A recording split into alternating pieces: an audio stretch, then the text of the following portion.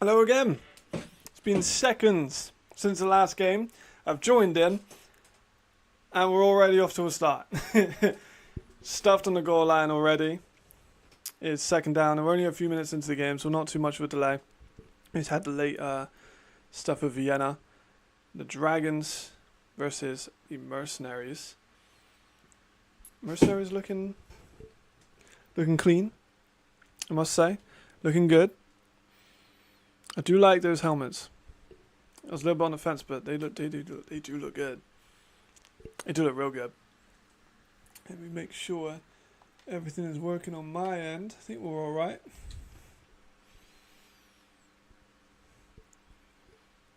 But this Dragons defense, I am very interested to see. I do think those Dragons jerseys are nice too. Oh, Carnegie scrambling. That's what we know he can do. We know he's a scrambler as well. Late hits and flags.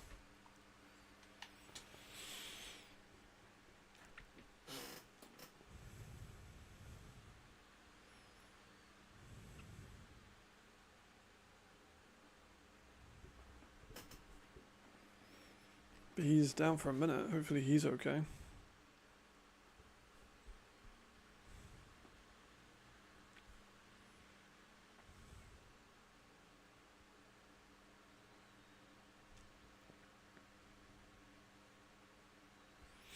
But they're moving the chains. That's all that matters. You know, for them.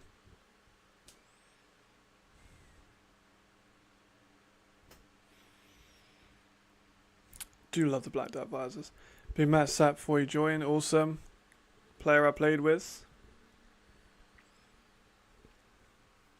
A white hoodie on number 11, you know. Nah, I'm not gonna lie, right? Those Dragons uniforms. Kind of fire. I love those Catalan flag shorts. That's kind of fire.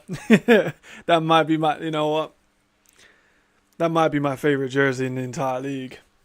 I love that. Oh my gosh, that is beautiful. Fuck yeah. Fuck yeah. That's so nice. Oh my god, I can't go over that. You got Jar on the outsides. You got Khalid. You got Mouche and the D tackles. And we got Stephen on the offense. It's a British team. Run the middle. What's your projections for this one then, Jai? Jai? For this one, Jamal. Who's some players you like? Who's some players you think are going to be impactful? Who's some players you're worried about? You're the resident expert when it comes to the Mercenaries.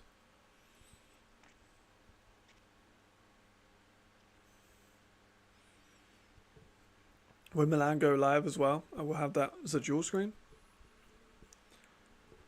There we go, Colton. See, here's what I'm thinking. That's a big sack again. That's 2 sacks now already.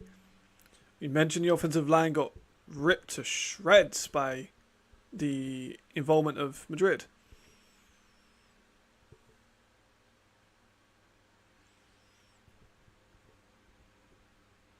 We've got Derek Broomfield, who's an American rush. So, a depleted offensive line with an American rush. A good edge player with Jai, who I've said before on multiple occasions I think has been underutilized in the teams that he's at. You've got a pretty good defensive line. You've got Shelton at corner, who's a nasty player in a good way. You've got Khalid, who's one of my highest rated. Like, you know, I love Khalid. I think he's awesome. You've got people like Kai Therabam. I think that's how you pronounce his name. Who I think is going to be a breakout year. Okay, Theraban. We got Valgan. As for Helvetic. You know, troubled off season. We didn't know if we'd have football in Switzerland, but what do we know is their defense is really solid.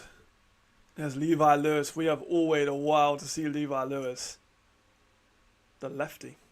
Camera work's a little bit weird there. There's Steven. I was a little bit on the fence about Steven, to be honest. Like, I think he's a great guy, but he, didn't play that much for Schwabisch. Like, he only got like 140 odd yards. Skill positions makes sense. Second weapon, I think, is a big one. We had that a lot last year with Silas just being the guy, and there wasn't really much else offensively to work with.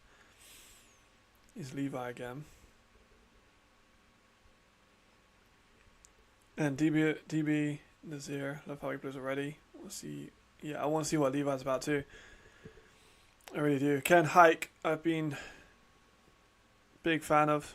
Ken did a whole video about him too, and Ken's, I think, my highest rated corner in the league.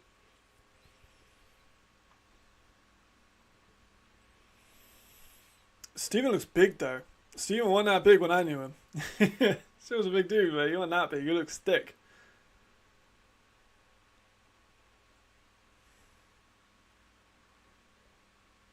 Can't see what happens there, but from the reaction, I'm going to guess incomplete. You're going for 24-17 Helvetic. I can't remember what I gave my prediction for now, but I went for the Dragons winning. Oh, now that's a great catch. I know he's out of bounds, but I don't care. That's a great fucking catch. Damn. That's done dirty with that one. The American receiver. I wasn't too sure what to think of him too. In limited film with Donadelli.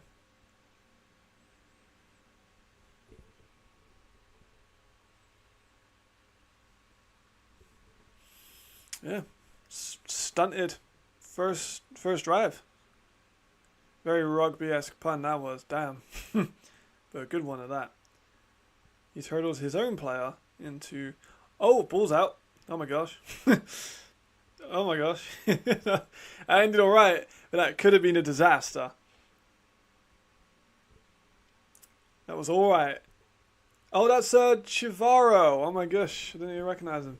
So, Chivaro's another NFL Academy alumni. I talked about this in the last one, the amount of NFL Academy alumni that are in the league.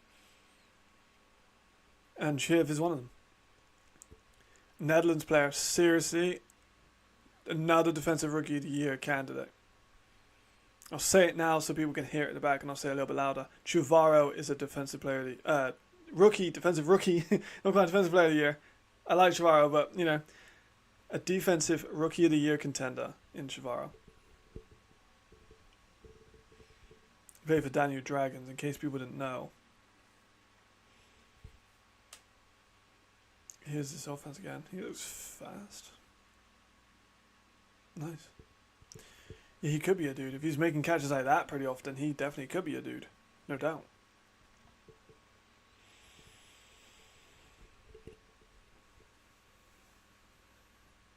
Stadium looks pretty good too. Like, full. A lot of people there. Attendance wasn't awesome last year. He's still going.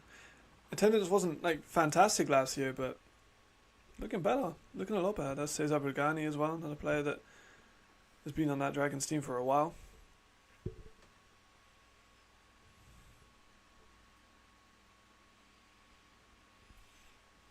Ah, that's the Icelandic dude. Girarino? I'm not gonna lie, hadn't seen a fucking snap of that one. If you're looking for where to watch the game, you gotta go on the ELF website. Ooh, good step up, Carlton Aiken. Too much touch on it. Yeah, ELF website. It's pretty much the only place you can watch it. Well, it is the only place you can watch it. And I'm not trying to get blackballed from the league by showing a second of it respectfully.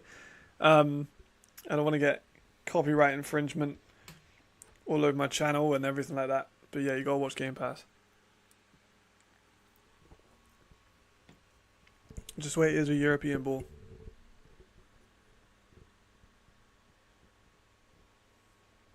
Oof, nearly blocked. Good punt though.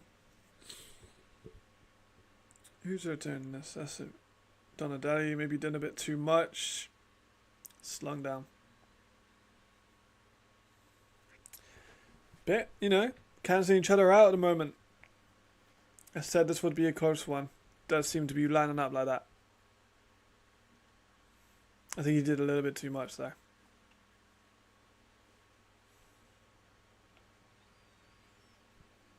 We know the Helvetic Guards defense is good. No, Helvetic Mercenaries. We know that the Mercenaries defense is good. We know that from last year. It was kind of always the offense. Like, could the offense step up to be the level of the defense?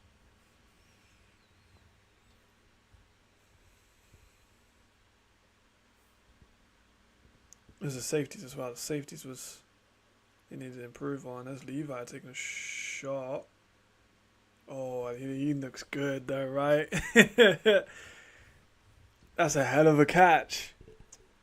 He might be a spec catch guy, not one that's going to make these 3-4 yard passes, but the guy's going to make those 20-yard chunk plays. And if Levi is trusting him to make that catch, he's smothered by Ken Hike. And he still came down with it. Jeez. I might be a fan of him already. It's awesome. Good catch, Steven. Fuck yeah. One of the very one of the Scottish guys. There's a lot of Scottish. There's him, Matthew Daltrey, like a couple of Scottish guys in the league. Don't get me wrong, I don't want to see a Claymore franchise. Claymore franchise with just Scottish players would be terrible, but if it's GB it would be better. I don't want to see Claymores at all. There's Levi again. Just kind of dink and dunking, looking good, arm looks solid, balls on the line every play. Iridanov with the catch. Yeah, Dragon's looking solid, First drive, not too much, but that ball was on a line.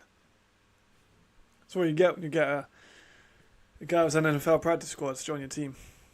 He's been locked in as well from what I'm hearing from like camps, like the preseason. He looks damn good.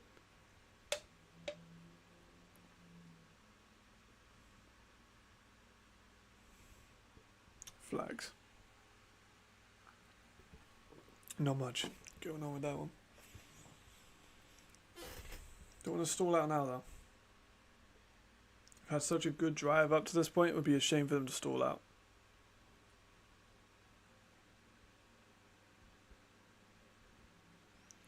Got to put my complimentary stuff.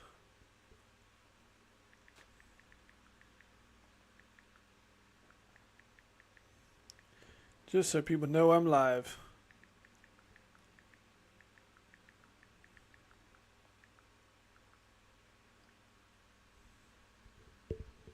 Go back for the flag. Oh, we slipped. Grass fields.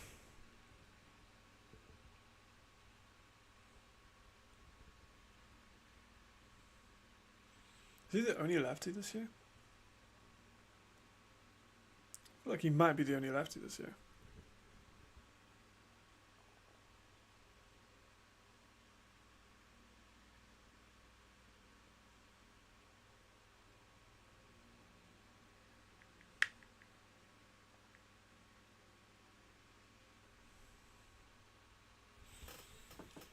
Here it goes again. Alright, so we went from like a pretty sustained drive, and now it's a 3rd and 33. So, But flags.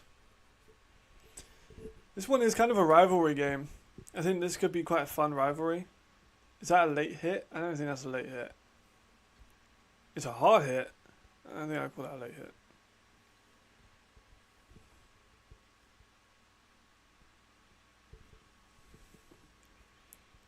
Also put the go on and put the stream link on my Instagram.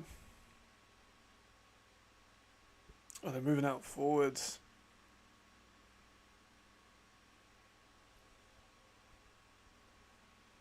That's big for the Dragons.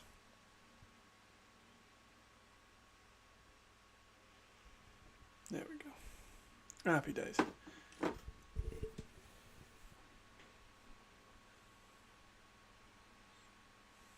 Tony Monton. Solid player, Tony. I don't think he got as much flowers as he could have. Because last year's Dragons team was so pass heavy.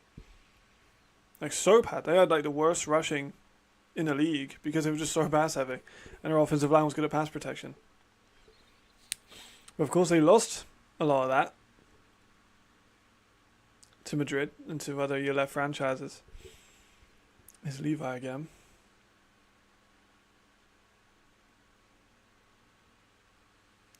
Hard landing. But he's just tough as nails. Like, he just take the ball for like 20, 30 yards, like 20, 30 carries a game, just doesn't get tired.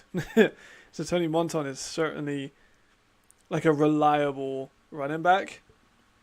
I don't think he's going to be like a guy that gets 1,000 yards, but for like a guy you know is going to go for those 2 or 3 yards to carry and will put his life on those 2 or 3 yards to carry. I think Tony Monton's certainly up there. Oh, there's Donatelli again. That's such a good snag. He's got some crazy hands. And he looks like a bit of a savage. I'm not going to lie. He looks like a bit of a savage. We might have a bit of a connection coming on here. Bit of an awkward collision.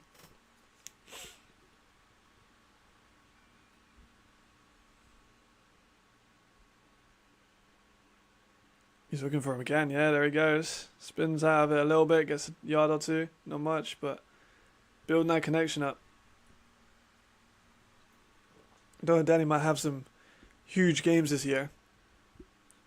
Because I think Dragons do lack a number 2 receiver. Because last year they had Landstrom. And Josh Johnson I thought was a really good receiver. I don't know why he left, but... Yeah, they kind of, now that I'm looking at the roster sheet from ELFpedia, they do lack a number 2. I guess you could say Steven is their number 2 at tight end as a receiver. But Steven is kind of able. Steven, I compared to John Levy Cruz, it's just a guy I think is going to play fullback and tight end. But it looks to me like he's playing a lot more receiving than I thought he would. Which is good for him. But Ivor Dornoff has got a couple catches. He looks solid. Alex Pacheco has been here for a while, I believe. I mean, yeah, there's Steven again playing fullback. And drop the ball. Drop the ball. Come on, Steven, reel it in. He's definitely not going to watch this, but big up to Pride 2016. I still have one of those jerseys. Took his eye off of it. A little bit behind him, but he took his eye off of it. So they're going to go for the kick. First points on the board just as this first quarter is coming down. Barcelona with a long drive. Kicking troubles in the first game earlier today. That looked good from this angle. No, it was not. The angles in this, like the camera angles for the kicks are really weird. Like that looked fine from my point of view, but here we go. This one's much better. Wide right. Damn. So we had a lot of kicking troubles in the Vienna Vikings versus the Hervar and Throners. Like, I think there was at least 4 or 5 missed PATs. The kicking woes continue, which is a shame. Because you think Europe would be good at one thing, it'd be kicking. But we're better at a lot of other things, which is odd. You wouldn't think about it. It's Khaled, number 20. That's clean. I mean, look at his arms. His wingspan's like 6'9". He's like a man cover corner. He sacks. There's Jai. Told you he was underutilized. He got half a sack last year. He's already got a sack in the first game. I told you he was underutilized. Gets pressures. He got pressures on the Ryan Fire offensive line, so he's sure going to get pressure against the Mercenaries. But it doesn't look like it even counted. Oh no, sorry, second quarter, my bad. Yeah, second quarter. But for people that don't know how this Dragons defense, like, I think this is really going to be a defensive matchup. We've seen already this kind of being a strong defensive matchup. There's so many good players on both sides of these defense. Obviously, Helvetic have got a lot of Swiss guys who were there last year. Their team defensively hasn't changed that much. You know, Big Mike, they've got Burry, they've got Sherman, they got who else? Tim Haney. So not a crazy changed up team. And Ken Hike, of course, who isn't Swiss, but returns to the team.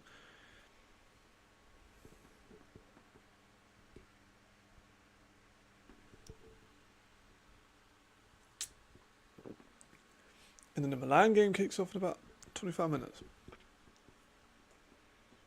So I'll get that on the multi-view thing that ELF has, which is pretty damn good.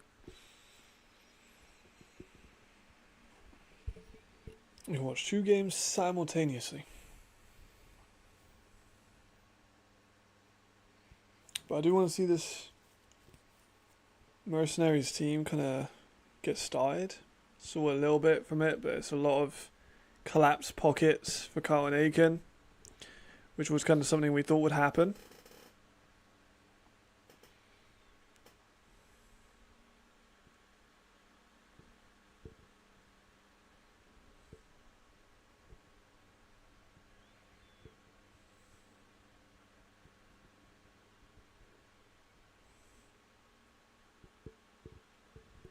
Here we go. There were more space. You catch that? Damn. I appreciate it. It's definitely not official commentary. It's more of like a it is a watch along. This is definitely not official one. Yeah, they it was weird that they didn't have an English commentator in the first game. Kind of surprising considering Vienna are a big team. Oh, false starts. Take a shot. There you go. That's not going to matter. I mean, it was very clearly false starts. That's rude. It's alright. Yeah, I don't watch the games with the commentary on. Oh, that's a shame that, good pick by Garcia, but it's not going to count. Yeah, usually watch games on silent, so I'm not swayed by commentators. I kind of focus on the plays.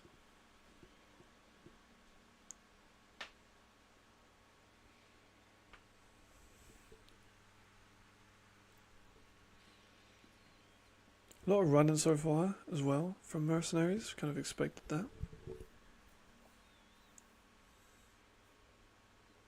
Not much there. Not much there.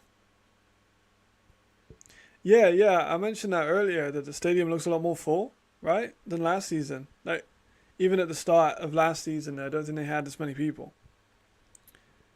So it's good for them that they've got like quite a considerable amount of people, to be honest. It's certainly not a bad crowd. Which I'm kind of surprised by. Like, I thought it would be a little lower this year, considering the rebrand and all the kind of issues that was going on with it. Like, we only just saw their jerseys today. They only had their imports in like a couple of days ago, in terms of like announced. I'm sure they've been there for a minute, but again, pocket troubles. Carlton is good enough to make it happen, but you can't rely on Carlton Aiken being able to do that every play, right? I am happy to see him get another shot though. Because I don't think that he was given a fair shake at Barca because the team was so, it was Barcelona last year, they had a lot of issues. I'm glad that Carlton Aiken's actually been able to get like an actual chance to be a starter on a team, which is built, for his skill set. You would hope it's built for a skill set. I mean, he made a lot of releases before the start of the year and changed scheme.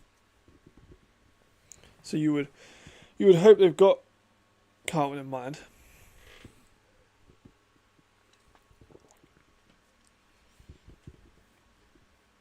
Yeah, we can clone. Similar situation.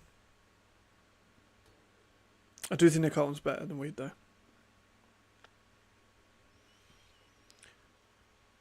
Oh, he's taking a shot over the middle. Great play. Great play. That's is that Carlman? Carlholm? No, it's not. Is that the French receiver? Can't tell. He's got the hoodie over him.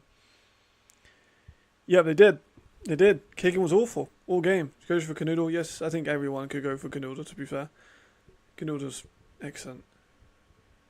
That was a great bit of play there. Oh, Weed's a lefty. Right.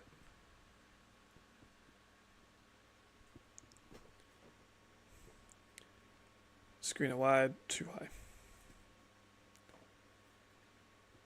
Oh, it's Anthony Brown, number 11. Was it number? Yeah, that was Anthony Brown, number with the hoodie, right? Number 11. I haven't seen too much tape of him, to be honest. So, like, a lot of the tier list video I'm going to make for the Mercenaries is going to be based off this tape. Because I just hadn't had time to make it with the guys they brought in.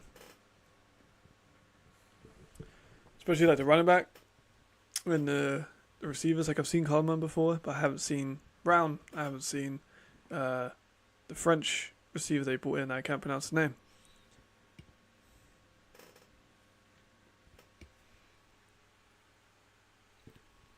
But 0-0 was still a surprise. Thought we might have a score at this point. And we got close, but defenses kind of cancel each other out so far. But that big play by Brown might be a bit of a catalyst against the Catalans, if you will.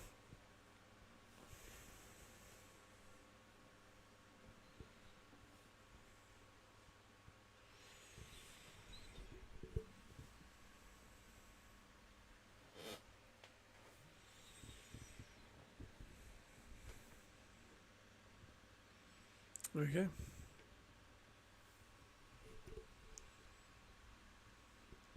Looks full. It's definitely a couple hundred people in there.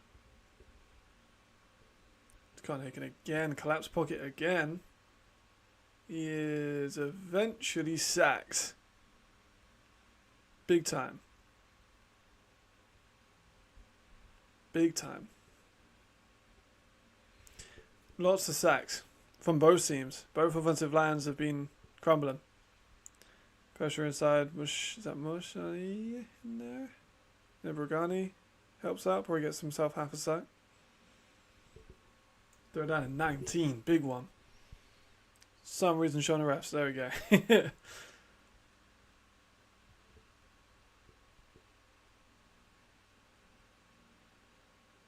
And to step up again. Takes a shot over the middle. Nothing. 4th down. Another change of possessions. Who's going to be first to score? That's a bet. I'm not even sure if I can do a vote on this, can I? Oh, I can't. Oh my god, I'm going to do a poll. I'm so going to do a poll.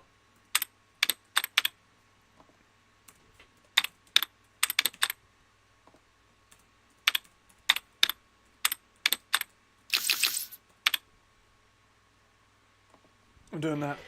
Fuck yeah. That's going to stay up.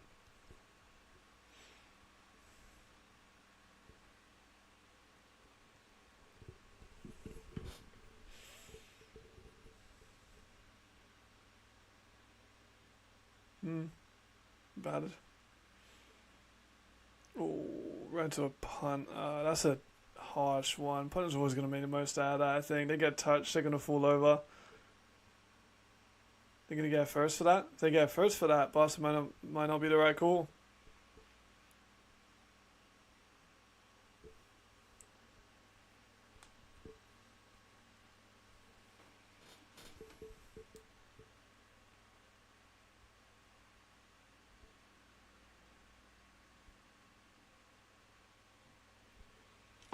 No, they're not. I'm not really sure what's going on. Didn't see the ref calls. Okay, Barcelona do get another chance. On defense, sorry. Not Barcelona get another chance. Helvetic get another chance. Oh, they're punting again. Okay, don't worry. Ignore me. Ignore me.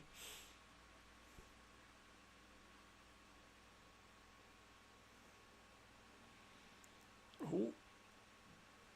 Not flat. The punting's been alright in the league. That's a damn good punt. But the kicking has been awful. This is a weird juxtaposition, to be honest. You'd think that the punting would be around where the kicking's at, but nope. Nope. And I mentioned about the academy graduates. I didn't even mention Khaled. Khaled's an academy graduate, as is Timothy Sherman on the Helvetic team. So you got 3 academy graduates playing in this game. I think. I'm pretty sure. At least 3 minimum.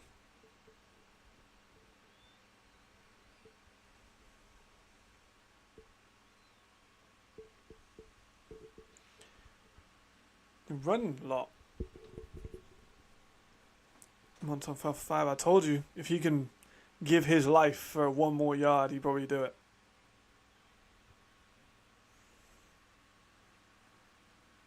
Man is durable. I think if my life depended on getting 1 yard, like I had an average D-line and an average offensive line, and I needed a running back to give me 1 yard, Monton might be that guy. Levi again, a lot of pressure. Oh, that's a big sack. That's a really, really big sack. Jeez. Levi trying to do too much. Gets sacked on like the 1 yard line. He's like half a yard from his safety there. Offensive line's bad.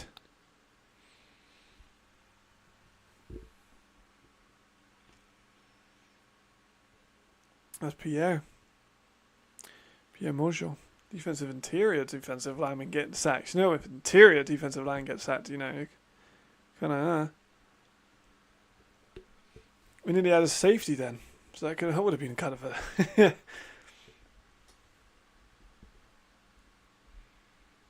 Could still get safety, to be fair. We nearly had safeties in the Vienna game, like really, really close. You have more flags on the field.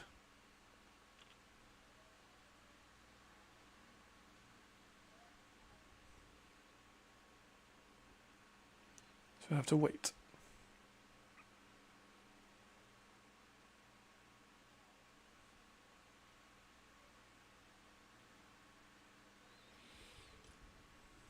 There we go. Monton got fucking licked, but he got the yards. That's all that matters. All that matters. 4th down now. Helvetic going to get another chance.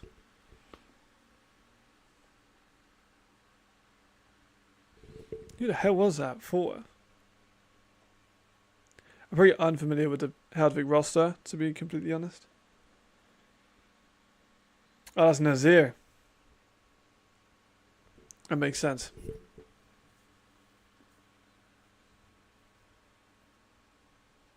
Another punt.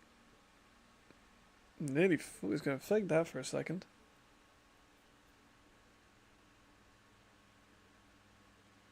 There we go. This game's been not really started yet. You know what I mean? Like, it's been a slow one so far. Not really much going on for either team. Lots of mistakes. Quite a few flags.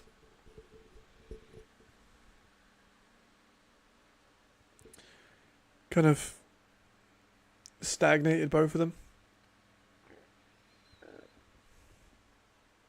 Which is not great. I haven't seen a score yet. Vote's still up. And we've had a couple of possessions since then.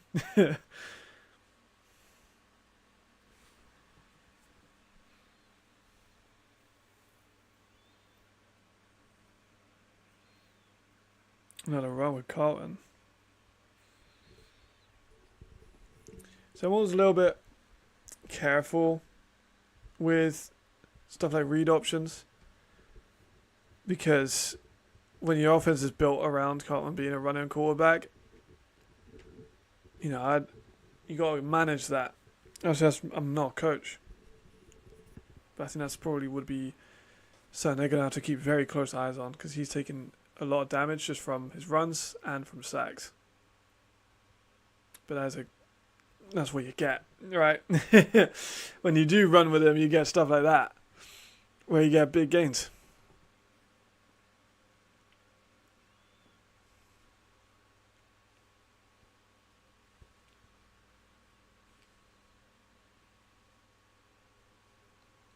Just such an avoidant tackler.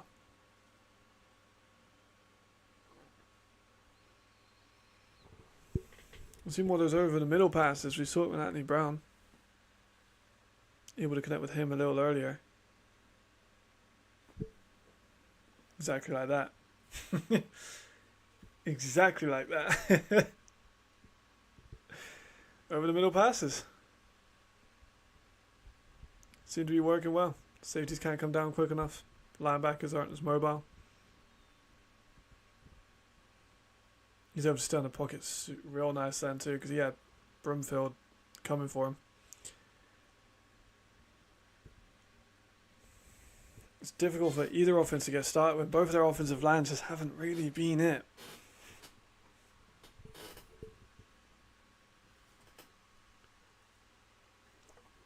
Giants down the clips. I'm going to get an Oreo while they do that timeout.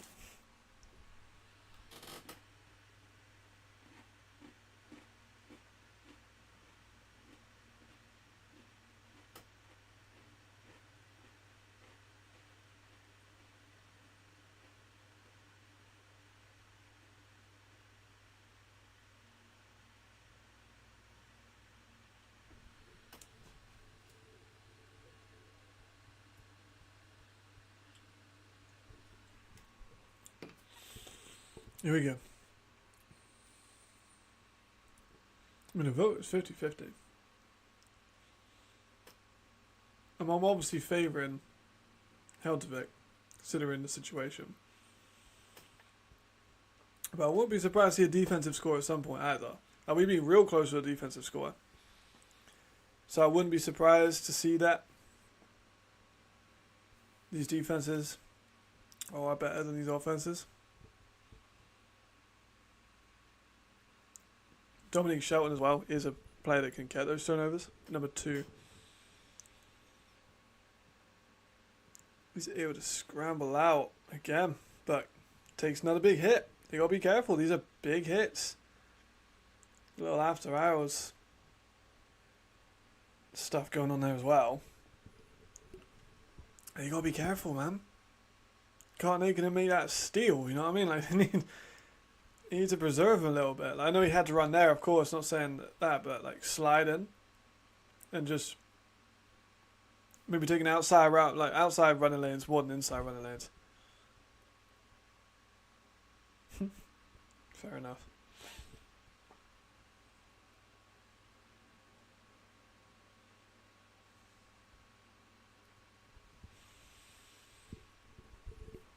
Interesting how they've played this one. Very run heavy.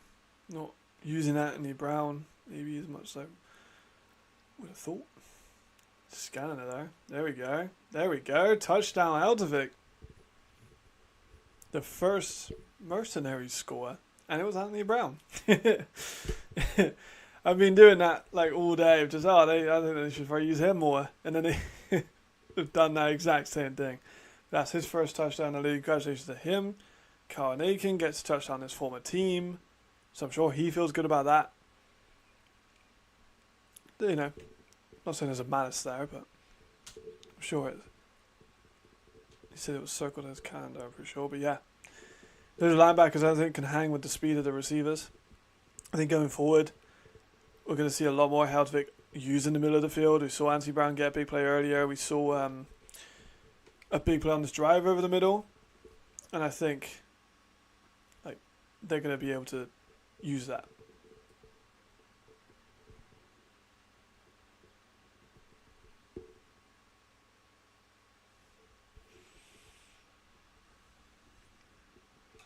with Barcelona. I think it's got to pass more. I don't think they passed as much as they could do.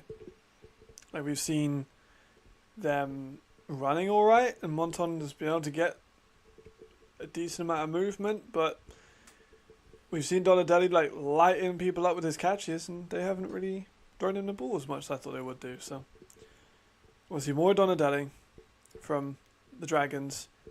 I want to see a kick made. I haven't seen a kick made in a while.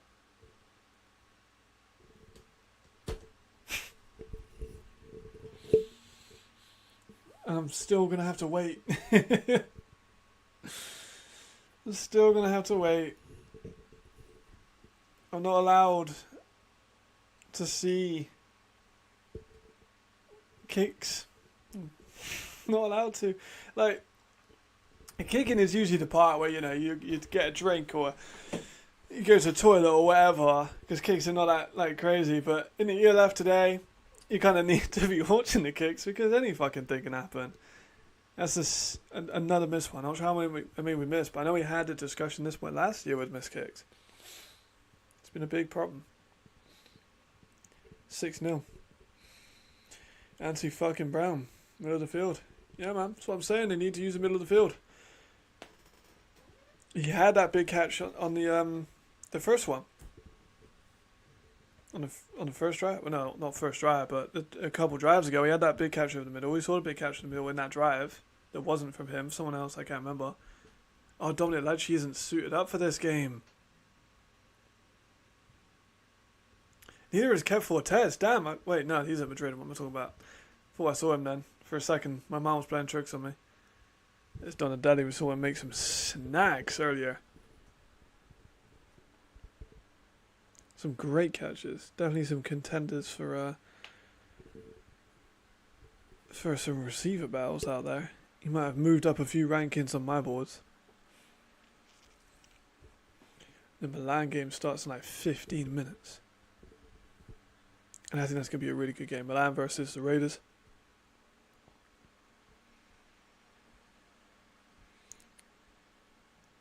Oh. Is that Donatelli? Jamal, if you're so guy, not number one in the league, is that Donatelli?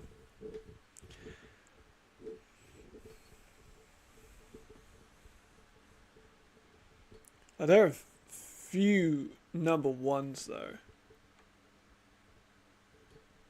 Because he looks solid though. We'll see how he does in this drive, but I think he definitely has potential to be a number one guy.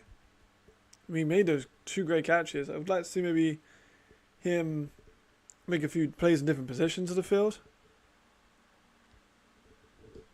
But he made that beautiful out route. He's got a ball here for a handful of yards.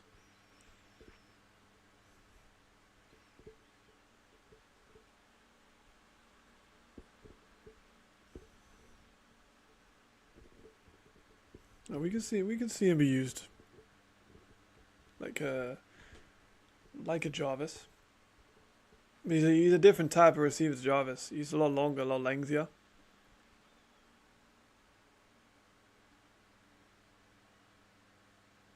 Oh. I mean, he did good to rescue that. He did very well to rescue that. Oh yeah, for sure. He's going to make his Frank in the slot. Absolutely.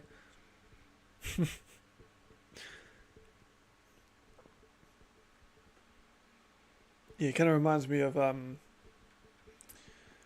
does he remind me of? Not like an Emmanuel, not Emmanuel Sanders, but he was a taller slot guy.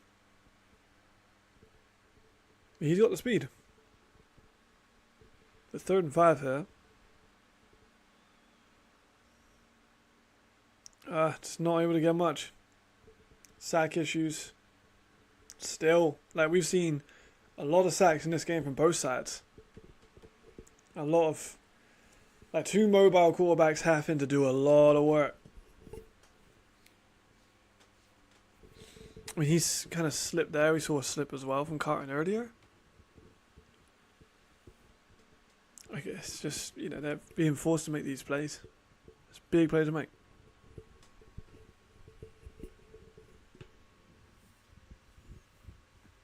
And another punt.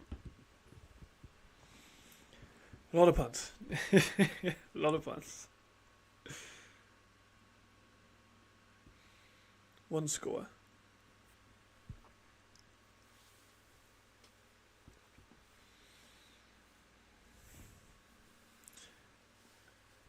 Do you reckon we'll see a score before half? I'm going to put that as a thing. I'm going to start putting more of these.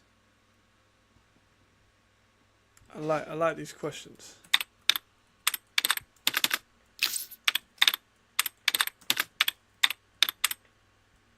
I have to do one-handed. Yes, no. There we go.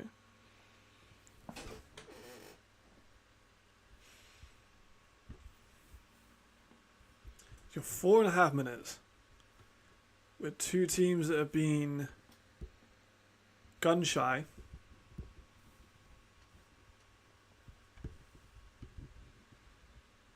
Two defense have been quite stingy. He's going to test. Oh, bad drop.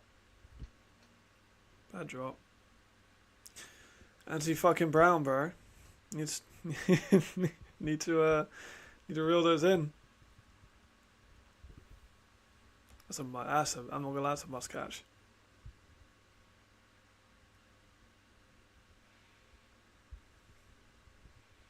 People saying about score 4.5. I don't think we're going to be honest. I'm not convinced.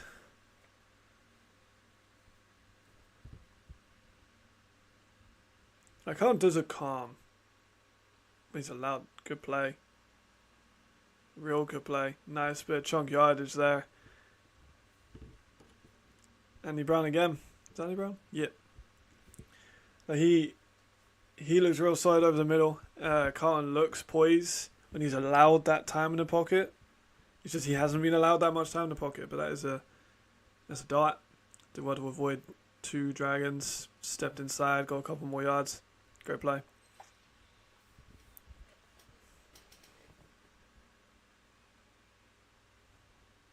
Another little burst, yes. 7-8 yards. Helvetic can go 2 scores up, potentially with a good score here. If they can move it. Am I cursing it? I feel like I'm cursing it. They haven't even got over the halfway yard line, and I'm saying about them scoring another one.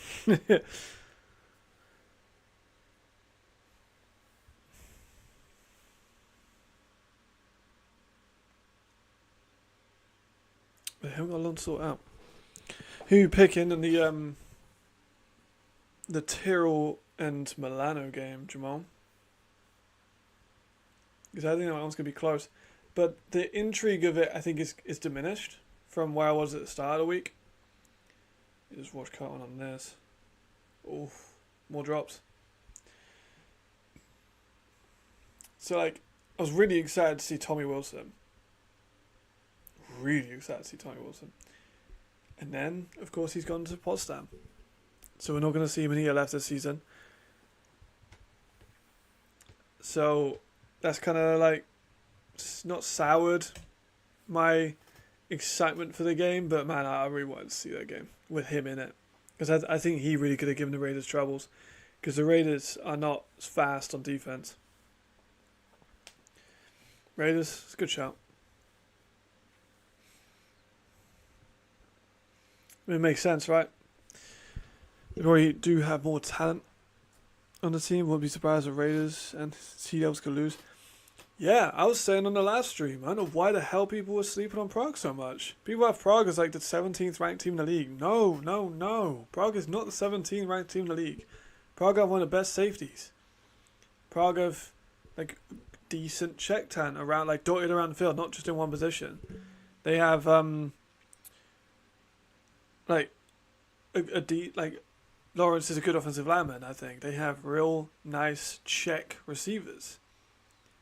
I don't see any reason why they can't be up with these two teams. I think they could arguably be alongside. Oh, Carlton, Aiken, gone all the way. Oh,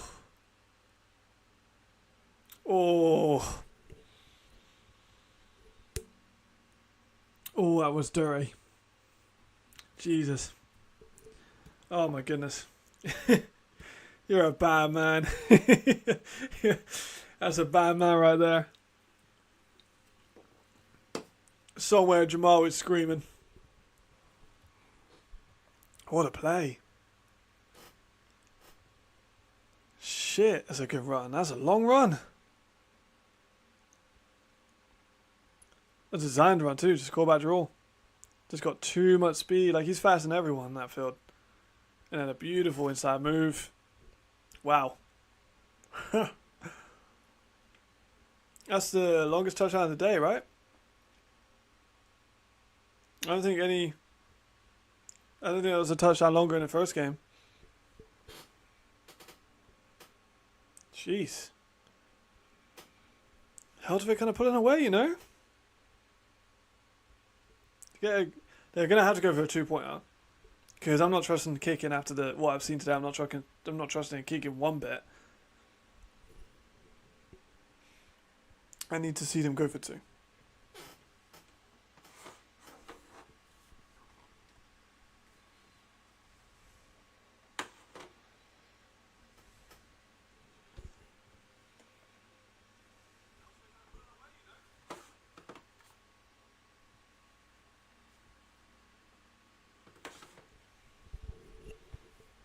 Could see a dragon score here though. 332, 323 and 2 timeouts. It's not impossible to get another score out of this.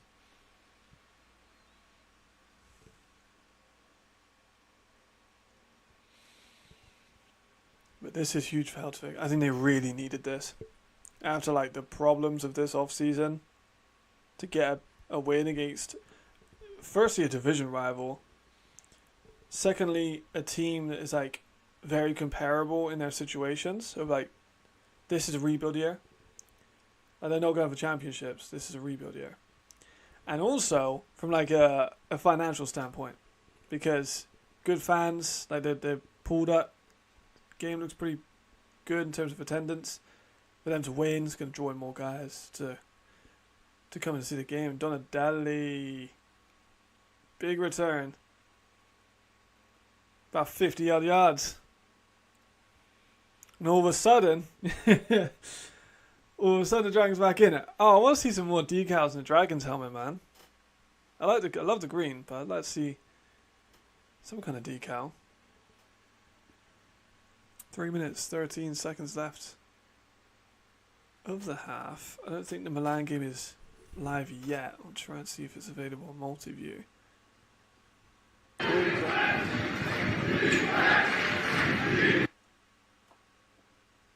It is up.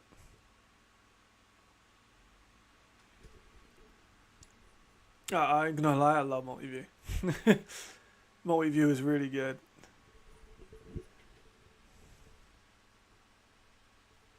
So that game's expected to kick off in about 5 minutes.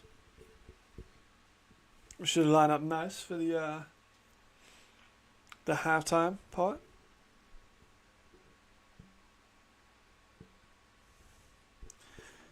Jeez, Milan are coming out with all the stops. They got fucking flares. There's like a good atmosphere. Milan need to get more butts in the seats too. So I watched the Vikings and Thrones game, me too, and a 4th and 1 with the Vikings down 30. Yeah, exactly. I agree. I couldn't put it by myself. Absolutely agree. Here's the immediate flag. Pass overthrown anyway. Right. The score in the Helvetic game is Helvetic 12, Barcelona 0. And the Milan game is still in the pre-game. Also, I'm looking out for my guy on the Milano team. One of the first players I ever coached. So we need to look out for him. Because that's going to be a cool moment.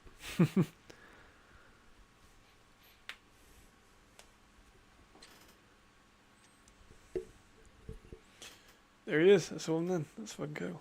Right, so I'll put the halftime score when it does hit halftime. I did that for the first one. Yeah, the Raiders and I keep saying Raiders. The Vikings and the Thrones was a good game, but it was pretty comfortable for them. The Thrones did have a little bit of offensive momentum. Starting O-line for the Dragons. So couldn't tell you off the top of my head. But if they show the numbers, I will be able to. Let me just go to my Dragons roster. Can't exactly see, but Elvis Nunes is probably going to be starting at centre. It's a good throw. Good gain. Important first down though. Raiders with the white shirts and black pants. Kind of like that. Yeah, I can't see the starting O-line at the moment, unfortunately. So I do apologise for that. It's kind of hard to see who is officially in what role. Is Levi again stepping up, getting a good chunk of yards, slides well, avoid the contact. Now I'll bring us into a 2-minute one of that game. And they're very much in scoring potential with this one now.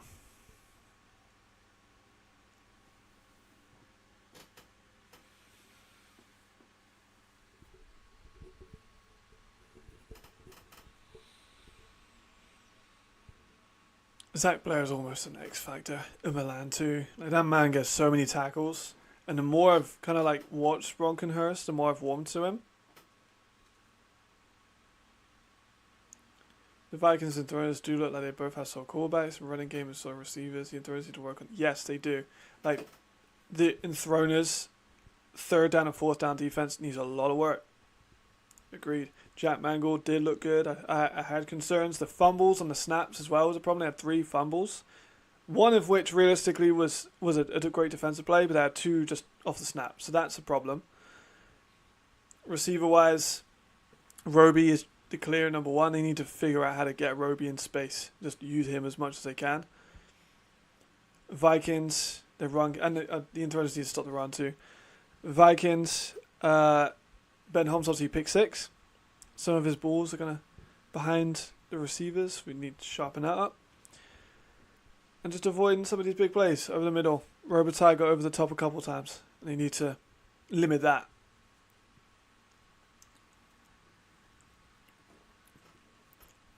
During the halftime transition, I'll change the screen as well to be the Milan one. Barcelona and Helvetic is a bit of a... They've kind of cancelled each other out, to be honest with you. It was 0-0 until very recently. Like, the teams look all big. Play by the Dragons Head, get a couple yards. Poor offensive lines, both of them.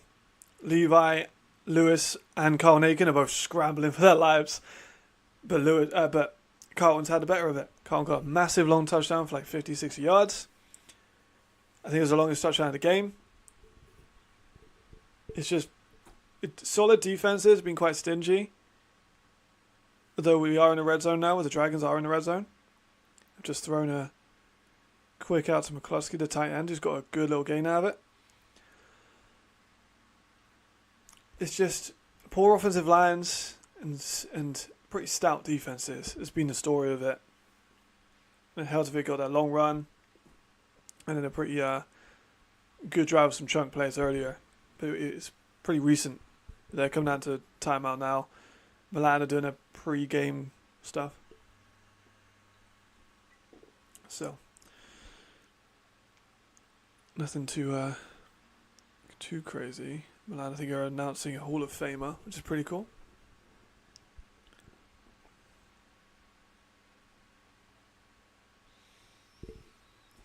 But 12-0. I wouldn't be surprised at that. Yes. I believe both of them are on the offensive line. Yeah.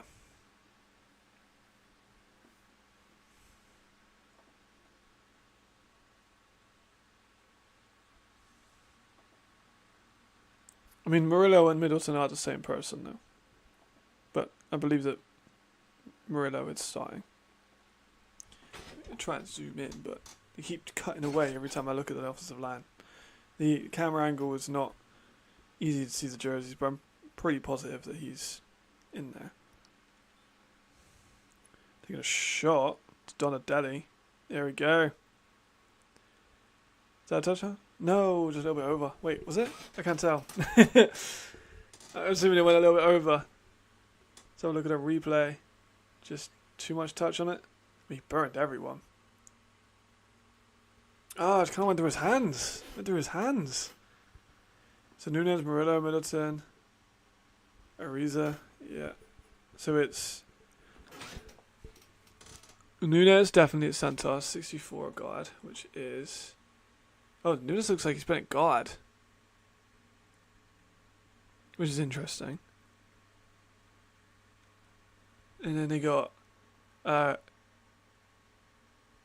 Kabankaya at left tackle. But Murillo and Middleton is the same person. Murillo Middleton. His name is Thomas Middleton Murillo is his full name. That was nearly a pick though by Bury. And at 67 they got Raul Martinez, a right tackle. Well, they do it for the special teams unit actually. He might not be the full-time starter. Link on the live stream. We're going to have to go to the ELF website for that one, my guy. I can't show the games at all on this, otherwise I'll get fucked. So I can't show you the game, but if you want to watch the game, you have to go on Game Pass on the ELF website.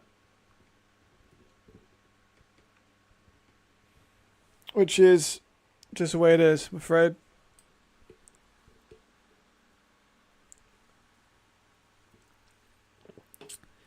Barcelona seems to have stalled in the red zone now.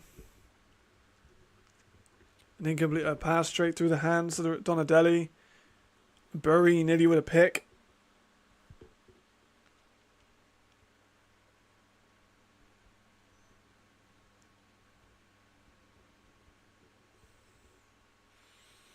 Raiders in Milan is slightly delayed. They haven't started their kickoff yet. Dragons are still looking rough. Yeah, they got a little bit of slack because then I wasn't a massive fan of what the Dragons are bringing. And they're going to kick a field goal. And if you're unaware how bad the kicking has been.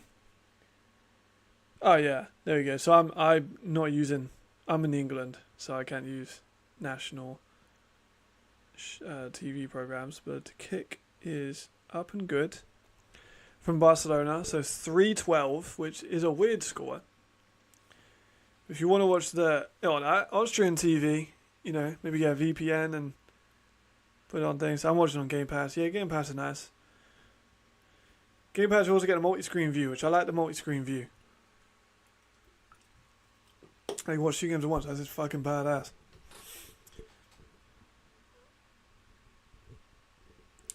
I'm not sure. Oh, German tackle. Paul Jacob, he got injured. Yeah, he got cut.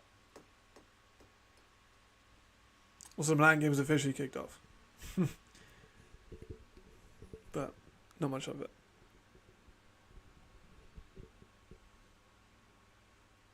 Silent Germany. Very cool.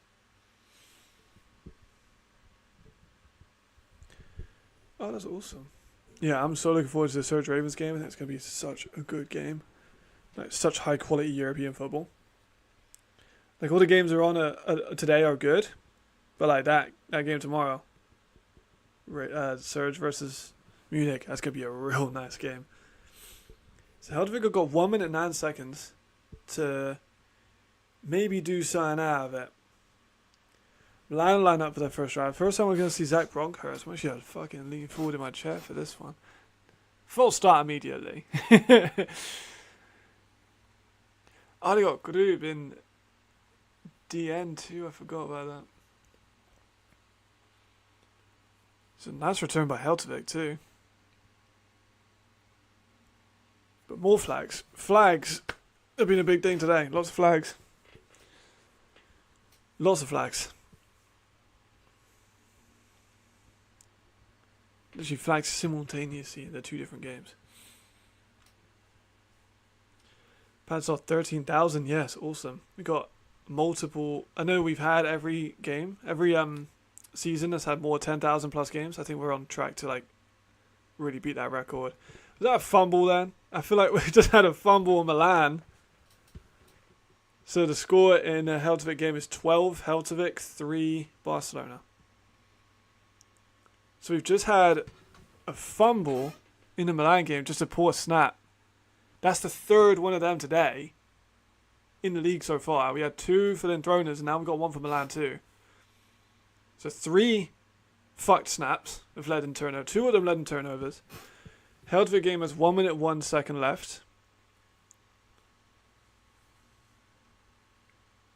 Koenig's going to sling over the middle again. Oh, it's cool. Big gain. He's still going. It's like a 30, 40 yard pass. Anthony fucking Brown. He's been their only receiver, really, to catch the ball.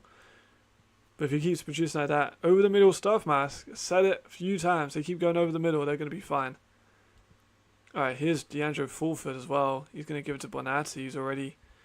Bonatti's going to be a serious player to look out for. I don't know if John Gruden's in the house, to be honest. Oh, another big catch.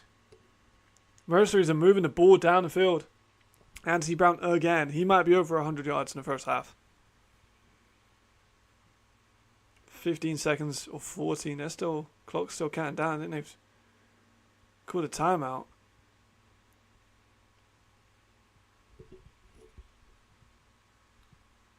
Flags on that one. I'll get back to that. Raiders. Quick screen out. Not much. A short screen and a short run. They haven't got much out of it. That's a great play there, though. But Anthony Brown to get free on that. The flags are still on that one. The score in Helvetic is 12 Helvetic, 3 Barcelona. But Helvetic are in the red zone with 8 seconds left. Well, they're just outside the red zone. They're like on the 22-yard line. And then for the Raiders and Milan games, just started, so still 0-0. However, snap first play of the game was fumbled by the center, bad snap, so the Raiders are on the 30-yard line. And it's 3rd and 5, and he's taking a shot at the middle, which was nearly picked. Jeez, everything's going on in these games. 2 games I gotta try and track at the same time. They're still not sorted out the Barcelona situation. I'll put the board on for the Milan players. Who's at home? So the Barcelona Dragons are at home. No, sorry, the Helvetic team are at home in this one. Oh my god, that was another failed snap. No. So it's Helvetic at home. Looks like a good crowd. And Milano at home, which I can't see because the crowd is like over. The camera's over the crowd, so you can't really see it very much. But 4th down, they're going for it. It's Fulford. Corner out. Good catch. Is that Marco Schneider? No, it's not. It's Andrew and Adrian Platzkammer. Good catch on the outside. 4th down. Clutch. I like Platzkammer. Of course, he like Sandro Platzkammer, and you got Adrian Platzkammer. But Adrian is a receiver. It's just so safe. Like you throwing the ball, he's probably going to catch it. So Helvetic just went for is that the missed field goal or is that a PAT? Okay, so Helvetic just missed a fucking field goal, and we'll go in halftime at 3-12. Let me put that in the.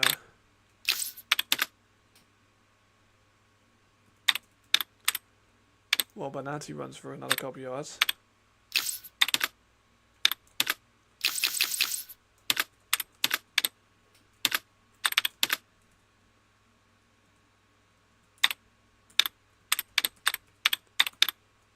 There you go. Right, let me get my alternative.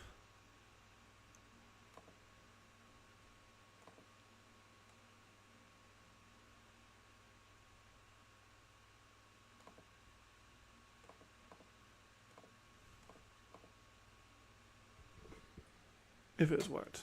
Who knows?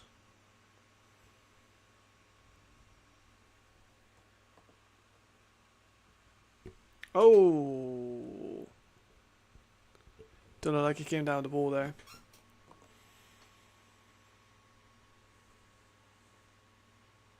There's a shot taken by Fulford down deep to Chafin, who is... I mean, Marquise Manning is an elite cover corner. He looked like he was holding a little bit, maybe.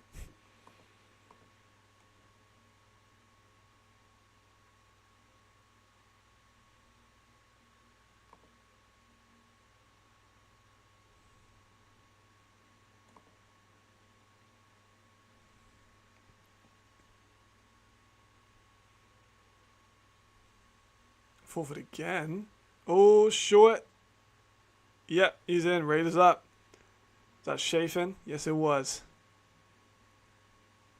And it's touchdown to Raiders. That's a big one. That is a big one.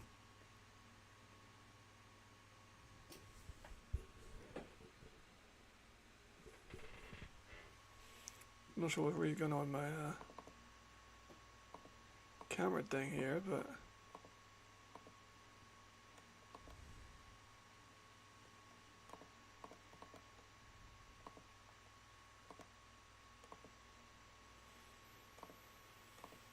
for some reason my thing has stopped.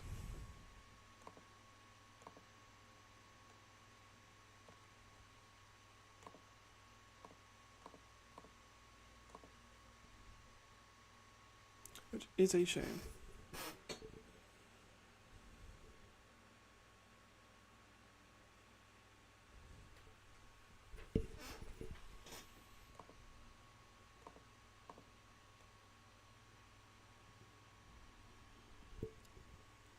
The kick is up and looks to be good too, so that's going to be 7. First PAT I've seen in a minute. For some reason though, this having a bit of a struggle with getting my visuals sorted for some reason. Try and switch over to the Milan graphic and it has a meltdown.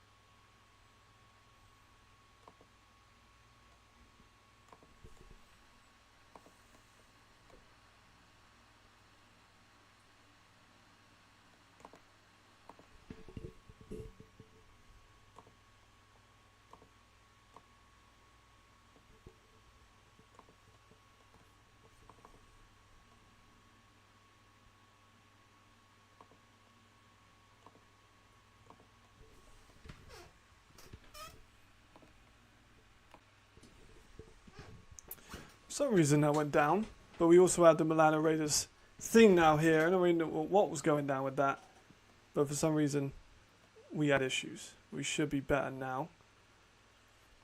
Hopefully. Would be kind of devastating if it wasn't. But here we are. Right, so still half time on one of them in Helvetic. And then the Raiders Tirol did score, but for some reason it's not coming up with that scoreline at the bottom of the screens. I'm not sure what's going on there, but it is 7-0 to the Raiders. I am not going to try and mess with that graphic ever again. I tried to like switch my graphics over and it just froze everything. So I am not trying ever again.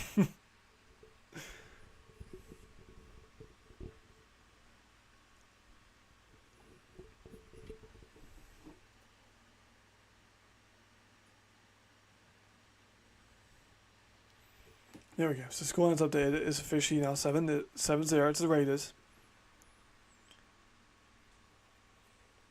Using Patrick Carr a lot, which is expected. Damn, he runs fucking physical. Holy shit. He just ran through one of the Raiders players. Oh my gosh. I mean, we knew he was going to be a tank, but damn. You know, he took a short pass out of backfield, breaks a tackle, trucks a raider. Oh my gosh. Hell of a play. The American running back in itself is not common.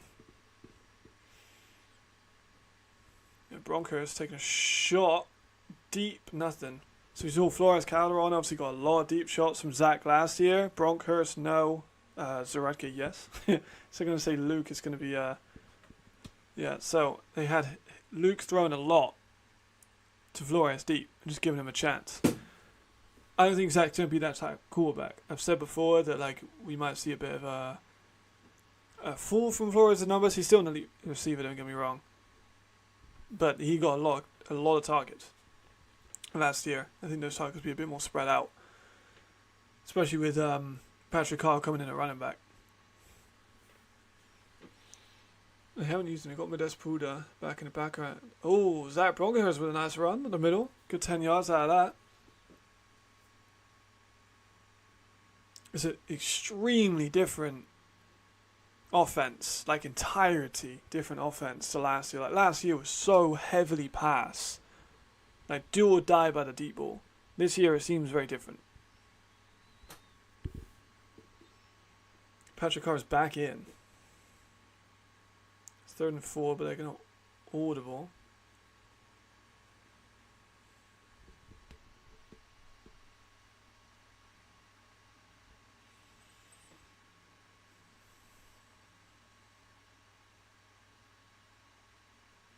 Making checks.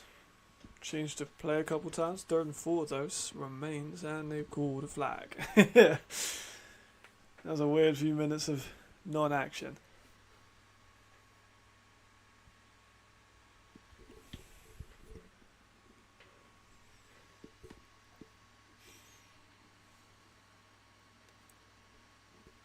Now back out.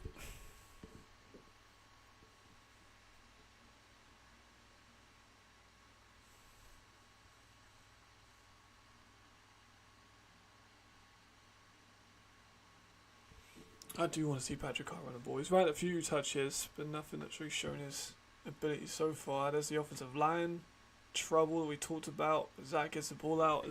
Bronkhurst gets the ball out, but it's more of a throwaway, so it's going to be 4th down for Milan. This is more from their offensive tackles. Their offensive tackles don't seem to be, giving Brockenhurst the time. And he is against... Robert Lackman, who is a very, very good rush player. You need to step up, Let's give you a punt here for Milan. Assuming they don't do anything sneaky, but they're not. It's a good punt. It just rolls into the end zone. Takes a Raiders bounce.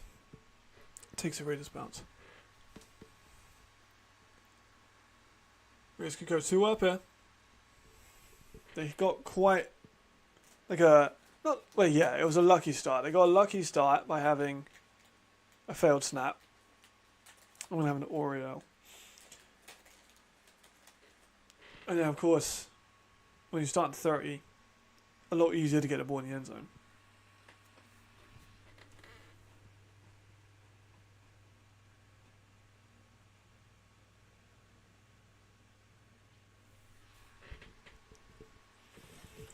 Milan defense is also very improved. I see Milan's defense last year was awful. To be nice, pretty damn bad. The worst in league history. But this year is a lot better. Is that a fumble? No. Incomplete pass. Bad at line. That's Gabriel Montagne, and my scouting reports are so on point if that's Gabriel. I don't think it was. I think it might have been Zachary Blair. I mean, Zach Blair is just everywhere. Zach Blair is everywhere. So for him to get pass deflections, nothing new. I feel like they needed that tackle machine. They didn't really have that last year. Like, a lot of players had tackles, but, because they were not a good defense, they couldn't do much with it. Low snap. Fulford with a nice bit of evasion. but he still goes down for a mediocre game. Not much really going on for him. Bit of pushing and shoving afterwards. I'm only noticing now that I put like Barcelona and Helvetic on the thing, but I am watching both games simultaneously. I'll probably change the title after, but you know, we'll get to that at some point. The Mercenaries and Dragons are probably about to kick off the second half pretty soon.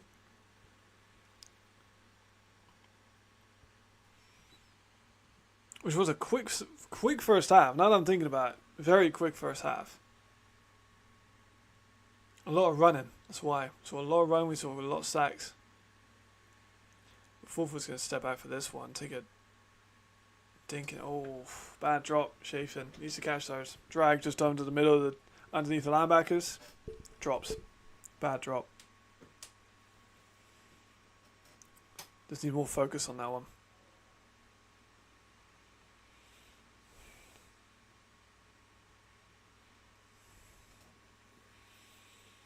Fourth down for the Raiders.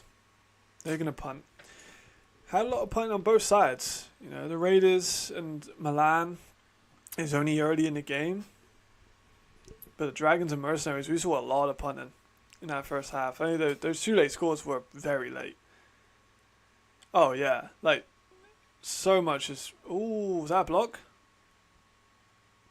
I mean, Zach Blair. Zach Blair is everywhere. Zach Blair, I think, had, like, what, 6 blocked kicks? Like last year? Or the year before? He's just a fucking savage, man. But yeah, the defense has improved. They got... Let's have a look. Yeah, so it was a joint... Looked like a kind of a joint block. But they got Mike Cabrera, who I think is number 56. Italian linebacker, could play as an edge, has moved into D-line. He played for Qualfy. He's a very valuable piece. They got Zach Blair, who was just an impact level player everywhere. They've re-signed Marquise Manning, which I loved.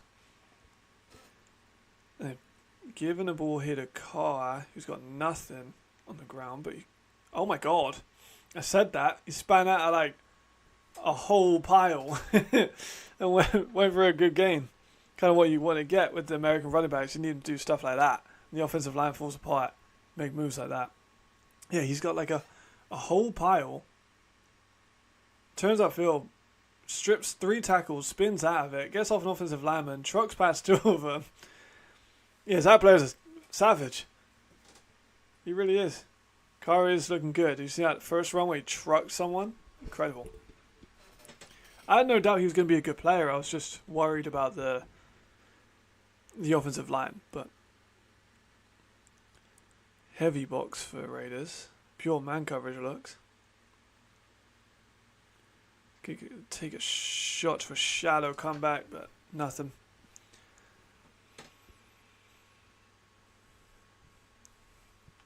Milano offense is having some teething problems, I think. So first, I'm not sure the exact number, but it's the first time they haven't had Zoradka quarterback in like years. So it's bound to be a different looking team, and they're bound to have, thoughts.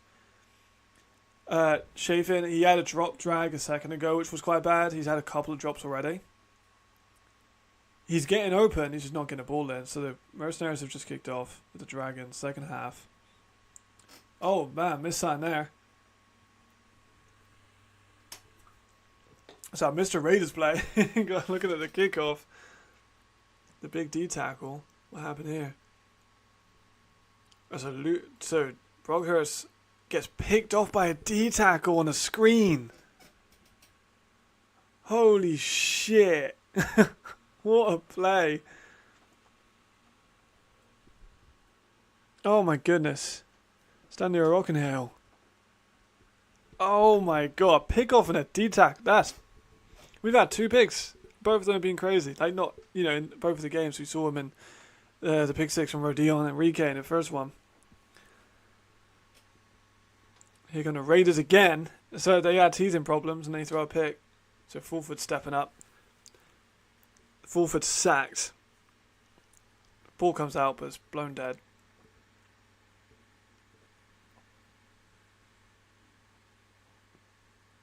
Yeah, decent jet motion by the guards. Mercenaries. I'm gonna say guards a few times. I've already have said it a few times. It takes a while to get used to.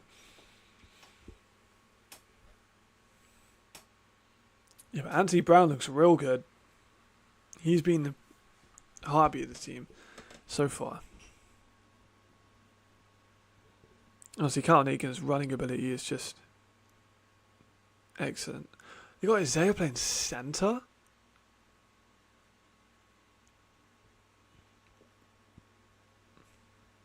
Oh, great play. Andrian Platzkummer again. He's fundamentally great. He just catches the ball. And he's obviously not as athletic as his brother, but he can catch the ball. Sometimes it's just all you need.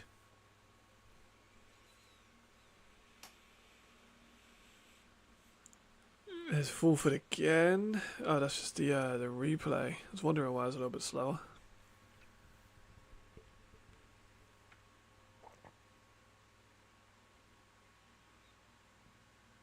Aiken's feeling a lot of pressure again. He's scrambling for his absolute life.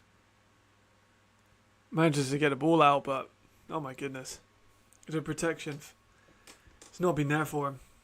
It's really not been there for him. It's another fourth down in the Mercenaries game.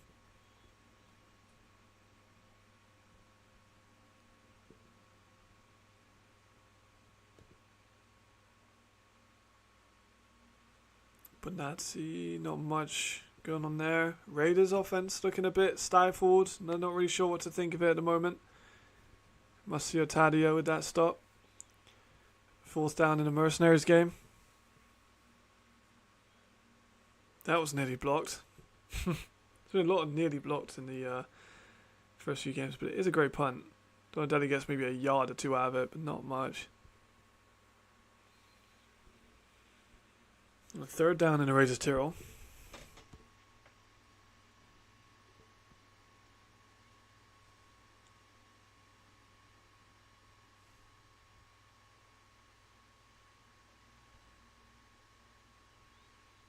It's full third. A lot of longer developing route combination it seems with the Raiders. I get that was kind of a third and long, but Fulford's looking for a minute, but you can't really find much so far. It's another fourth down, it's another punt. Defensive stop by the Mercenaries on the Dragons. Monton stop by on the line. So in both games, teams are kind of struggling to score a little bit. I think a counter moves that just maybe they weren't communicating well, maybe it's just a bad play, but the Raiders are now punted. Why would you call fair catch for that? So Marquise Mann calls a fair catch on the one. I feel like if he let that go, he probably would have let it bounce out. Big hit, the Mercenaries game on McCluskey. Or Ziegler, but Dragons out of their own end zone, which is important.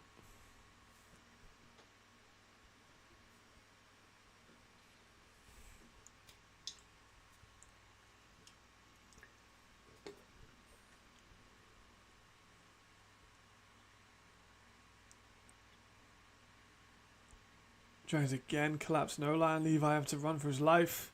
Gets a good amount of gains out of it, but not much. Milan are on their own goal on their own goal line. Is that safety? Is that a safety? It's awfully close. Looks like Patrick Hart might have got out of it, but it was awfully close to being a safety. They're on their own 1 yard line, so tough.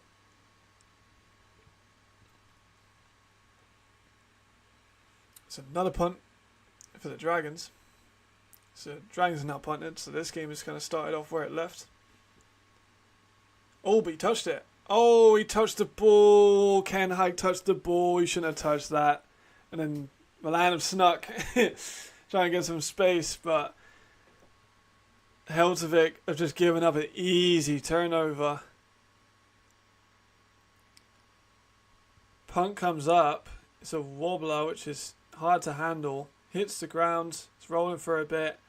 Ken Hag tries to do what he can, but it's a poor decision. And an easy fumble recovery for the Dragons. I mean, they got some space. That might be the momentum that they need to get in the end zone. They haven't got in the end zone yet. Levi Lewis hasn't really been able to find his receivers much, other than one or two. Because the offensive line is just collapsing. That was a good pass, though. He's had to. Oh no, he dropped it. Oh no, he spilled a can of Coke everywhere in horror. Wonton is wide open and he dropped the ball. Oh man, that would have been a killer. That likely would have been a touchdown, or at least a big gain. Oh, bad drop. Third down in the Milano game. Still on their own one. Ronkhurst drops back. Takes a shot deep, which is picked off. Oh my god, what a play. You're going to return it. He's still going. Grimer gets blasted, but takes the ball down to like the 11-yard line. What is going on? We have 2 turnovers in 2 different games. Very close proximity. He wasn't touched.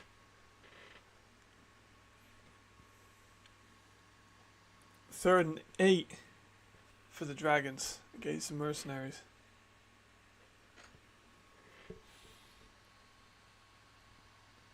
Lewis going to take a shot. That's a great catch, but he's out of bounds. It's Pacheco Garcia, who is a good player out of the Dragons. It's a great catch, but didn't get his feet in. Aiken looks good, it's just his O-line doesn't.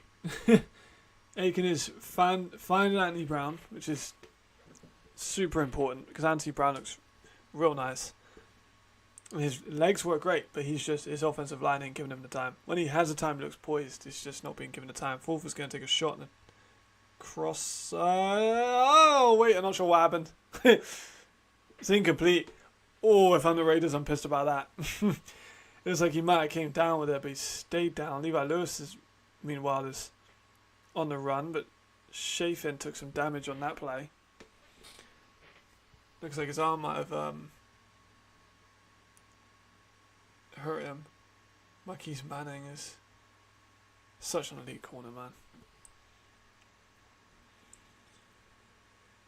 The Raiders' offensive line seems to have worked into it a little bit. Still not giving Fulford a bunch of time, but the Dragons' offensive line is it's not doing Levi much favours. Levi has quite a long release too, so he's not been able to get the ball out as quickly as you would have hoped. Is Bonatti would have run good couple yards. Probably was, to be honest. I see people will talk about Gruden being involved. I don't think he's that involved. Like he might be. I don't know. I'm not like an insider for Milan, but I'm not actually sure how involved Jay Gruden is for the Milan team, let alone play calling. It's done daddy with a run, but goes nowhere. Third down in the red zone. The Raiders' offense is. I mean, it started on the 11 and they've gone like 4 yards. Well, it started on the 10, they've gone like 4 yards. But here's Fulford, he's going to run down to like the 1. It's like a 4th and 1, they got to go for this. I think they got to go for this. Levi's in a 3rd and 5, meanwhile. He's going to take a short route to Donatelli, but it's an out route where he got the ball as he was heading out of bounds, like 3-yard gain. Maybe not the best of play calls. But they are going to go for it. They've got Hasselvanta, running back. Heavy set. Very heavy set by the Raiders. They're running it. He's in. Runs over a Milano player. On his way in. And it's a touchdown for the Raiders. Dragons, meanwhile, going for a field goal. They hit earlier, but a muffed punt and a blocked kick. What is the kicking today? What is the kicking today? Oh my goodness, it remains 3-12. Great bit of physicality by Hasselvanta from the Raiders there as well. So what happened there is the snap comes in, it's mishandled by the kicker, then Ken Hike makes up for his muffed punt with a blocked kick. I feel like that's a good trade-off. The PAT is then blocked in the Milano game, by the way. What is kicking, bruv? Like, we don't do that. We don't do that around here. We don't do that kicking stuff around here.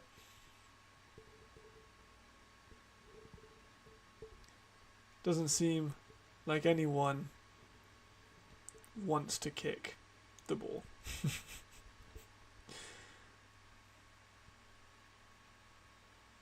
I think that might have been Zach Blair again, you know. The man's broken, like, in a good way, like, such a cracked player on special teams. He's a special teams player of the year contender. If Devon doesn't score 7 touchdowns again, or on the shot for the Helvetic team's gone incomplete. If there's another player that isn't Devon Burrell for special teams, it's gotta be Zach Blair. It's gotta be Zach Blair. He's just so good at blocking kicks. I don't get it. Like, he's so good at blocking kicks. It's incredible. Like, he's alright, and punts. Like, blocks in general, I don't get how Zach Blair is so good at them.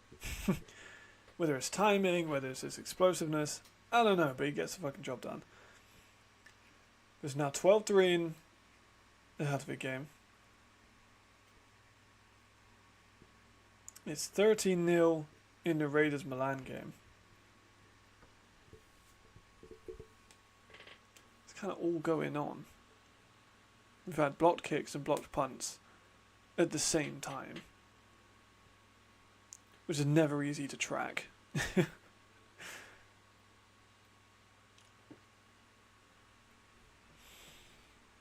But Carlton Aiken does look poised.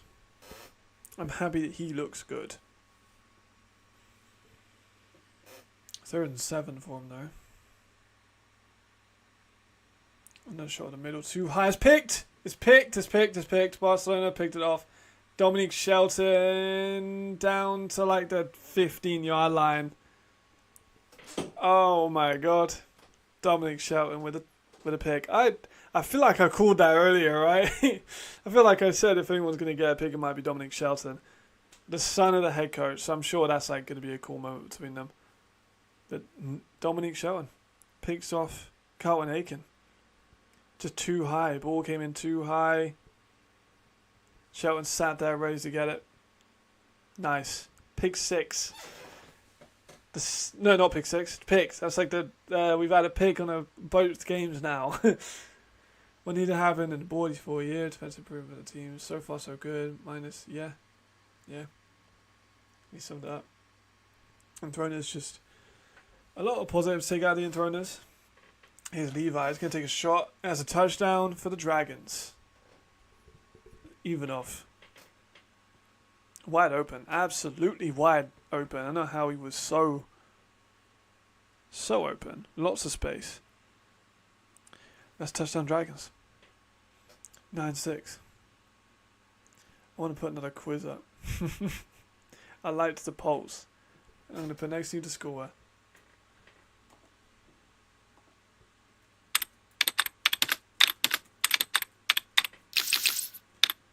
We're going to have Barca, but I'm not counting that PAT they're about to go for as a score. Helvetic, Milano. I'm going to put Tirol in too. Alright, who's going to be next to score? For context, like both teams are about to do a kickoff. We have a player injured for the Raiders.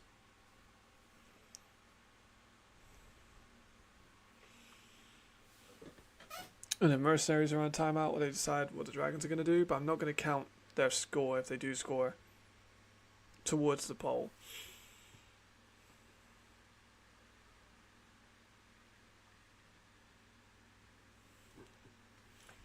For Milano, yeah, we're about to get the ball. Their offense hasn't really clicked so far. Because the Raiders, again, offense hasn't really clicked so far, but they've had good turnovers in the defense that have allowed them to be in advantageous positions. Milano are yet to really get much going. Barca are going to go for 2. But again, that doesn't count towards this one.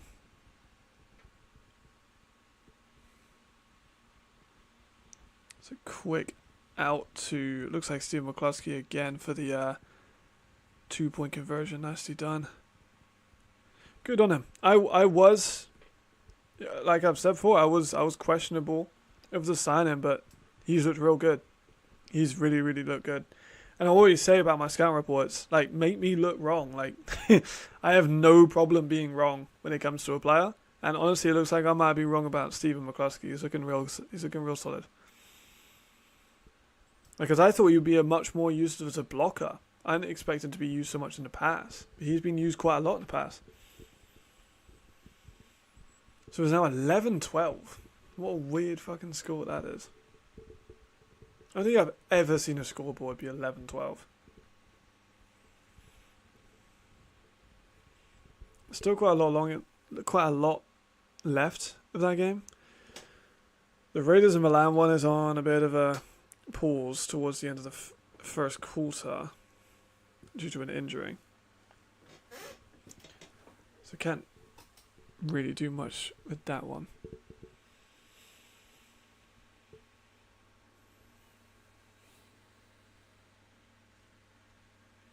The Dragons have kicked off.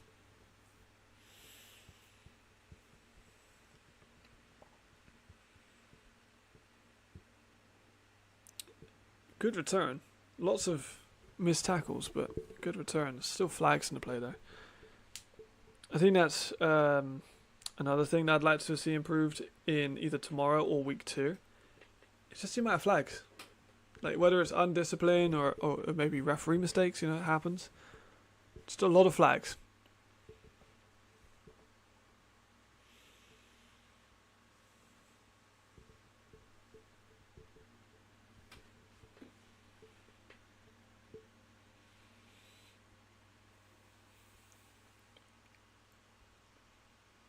Right.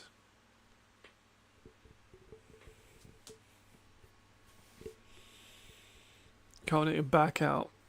Gonna want to try and make up for that pick. The run game's been on it. The passing game has been not as effective, to be honest.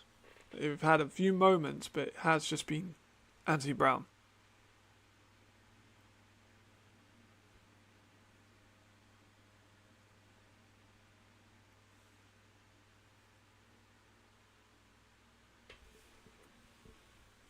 The Raiders player still down, which is a shame.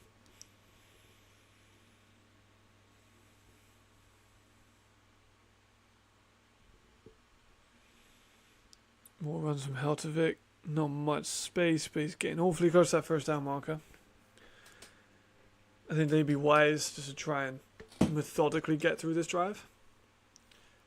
Because, big pick in the last play, muff punt on the last drive. It's kept their offense off for a little while.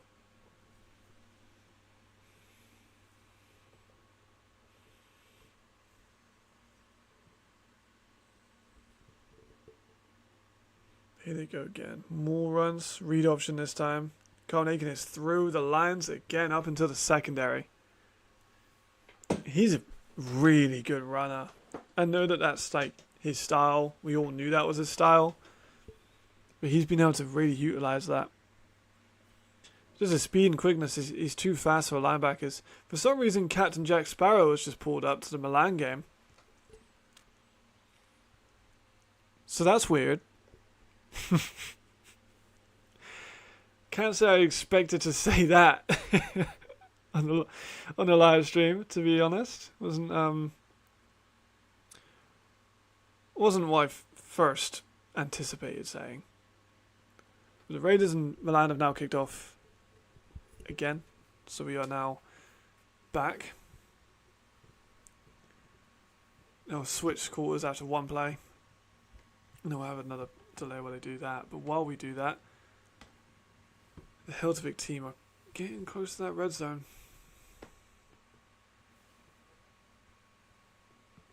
Around about the 35.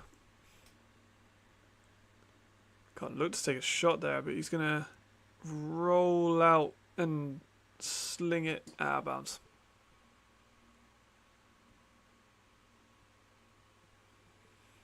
Not much going for him, to be fair, though. There's another flag. More flags. Lots of flags everywhere. Here's Bronkhurst again. Obviously threw a pick earlier. Patrick Carr is such a physical running back. Like he's just running through people.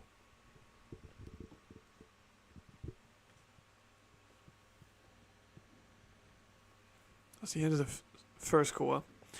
In Milan, stop-start in Milan with turnovers and everything, to be honest.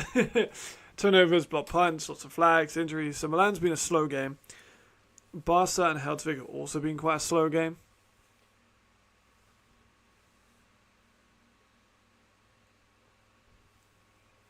But, sometimes, not every game can be a firefight.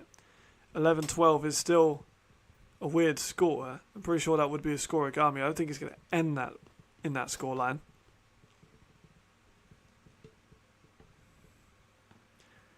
Yeah, that's what I'm saying, Jamal. Like he's taking. I mean, even on that play, it's a short, 0-yard game, but he's taking a lot of hits. He's taking a lot of hits. It's a risky strat. Like he's doing very well when he takes the ball, but holy shit, protect him just a bit. I mean, there he nearly got sacked, but kept his balance. Just let it fly, and it's incomplete. But even when he's getting throws off, he's getting hit. And I can't remember the last time I saw a Helvetic player catch the ball that wasn't Anthony Brown.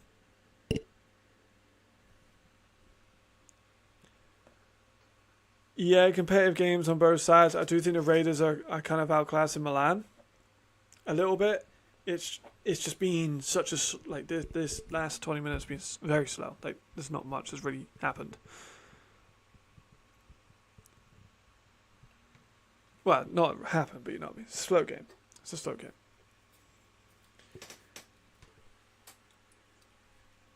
We've had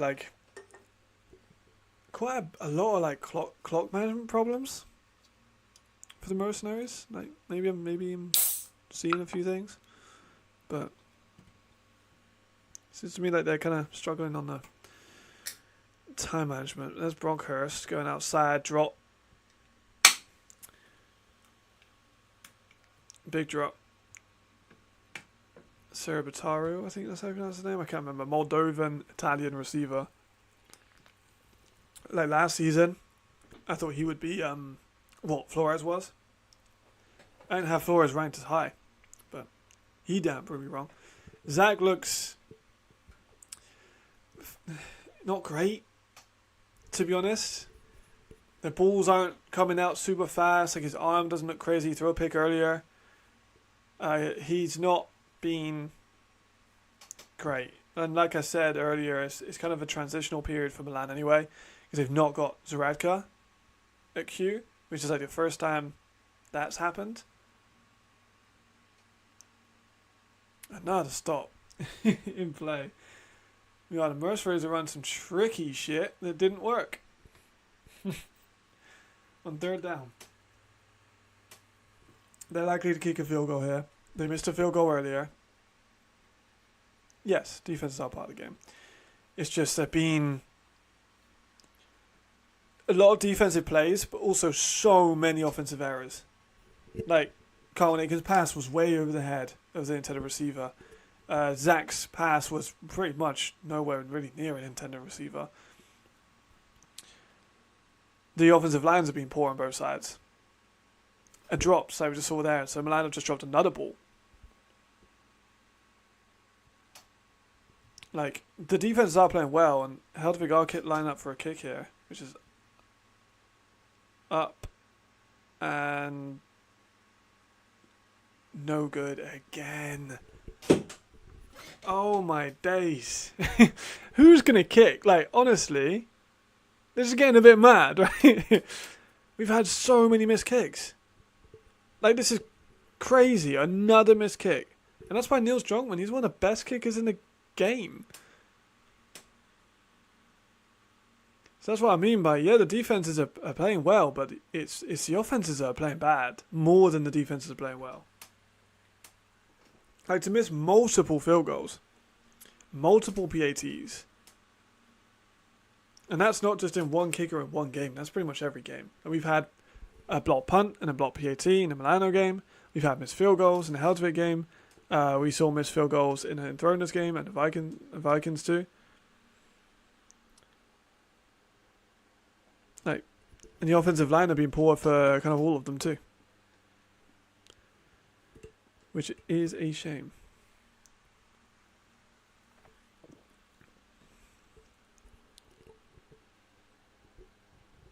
Here's Fulford again though. Going into Bonatti, who's carrying a pile for a good amount of yards. Got met at the line of scrimmage, still managed to carry him 7-8 yards. Here's Levi again. I would have liked to see a bit more out of Levi, but again, like with those players, not sure who's watching along with me in that game, but off the snap, pressure, immediate pressure. Immediate pressure. Like, the Helvetic defense is good. Like, they're playing very well. But the line for the Dragons is noticeably worse than last year. Like, the line for the Dragons in pass protection was alright, pretty good. Helvetic have allowed 11 points. Some of those off turnovers, so like disadvantage on the field. They've caused another 3rd down and 14.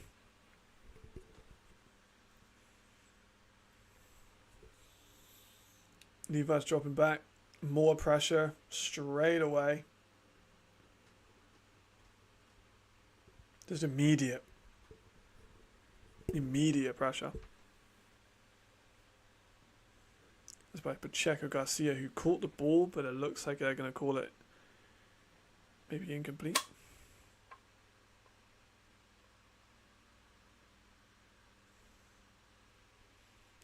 A good out route there by the...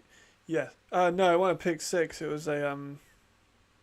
Shelton got it down to like the 20-yard line. And then wide open pass by Ivanyov. I think that's what his name is. But it was a touchdown allowed. I think it was a busted coverage. And obviously a short field from the turnover. But I wouldn't put that much on the defense for that.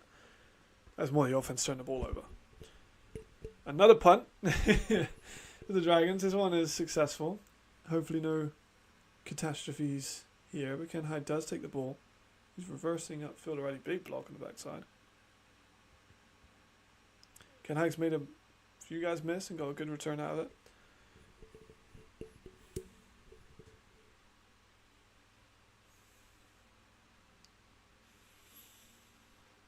Fulford, Lewis, Bronkhurst, all rookies in this league, technically rookies. I know they're like, they've been playing for years, so calling them a rookie is a bit odd. But they're ELF rookies. Carlton Aikens really is the only one with experience.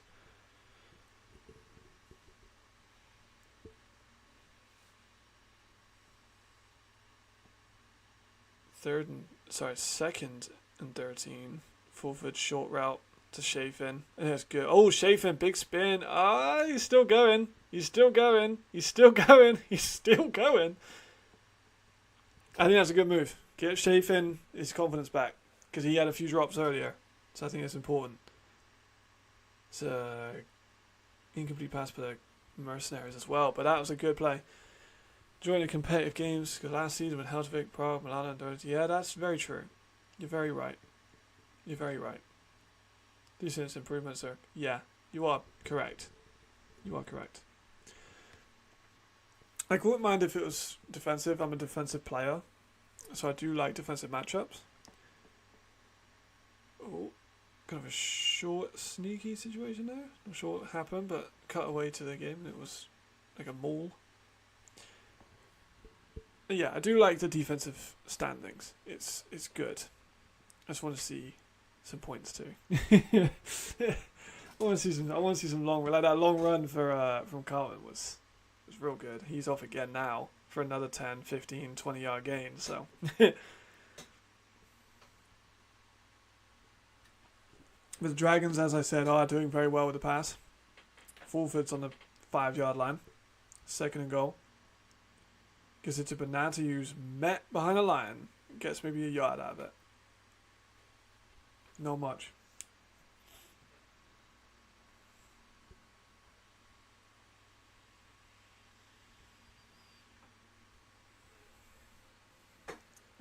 This Milan game Raiders has been a long one. But Carlton's going to take a shot. Oh, Anthony fucking Brown! That's just now his nickname, by the way. Jamal's coined that one.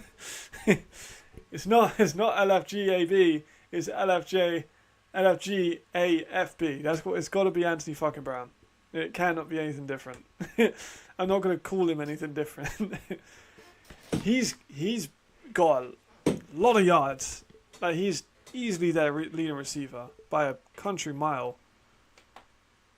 Nice bit of touch on the ball by Carlton. Just poised in the pocket, lets it fly. Great placement, catches it in stride. Great stuff. Great stuff. They're going against the grain. I thought the Mercenaries had a chance. I did say it would be a close one. I just thought the Dragons would be kind of like on the other end of this. The kick was good. That's the first time we've seen a successful kick in a minute. So that was fun. I can end the poll. Because that was like 20 minutes ago. We got the poll. Niels kicks it through. Which is... Oh, was that... Wait, yeah. Anthony Brown was... I thought Anthony Brown was kicking for a second. I was like, what the fuck? Yeah, great play. Khaled, though. Burned. Sorry, bro.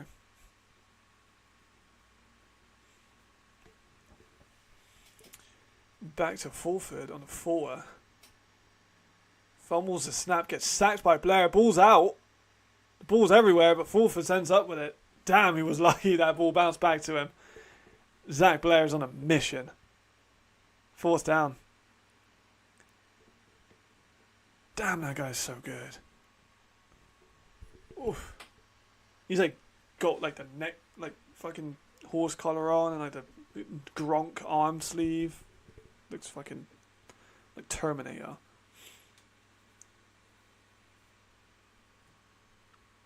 Yeah, Zach Blair's been everywhere. Zach Blair's definitely got my like defensive player of the week vote as of now. Unless someone pulls off an absolute madness, because they're going to have to pull off a madness. The kick is good for the Raiders, so they're up 16. We've got a big return by Donadelli up to the 15-yard line. 50-yard line. So Raiders go up by 16.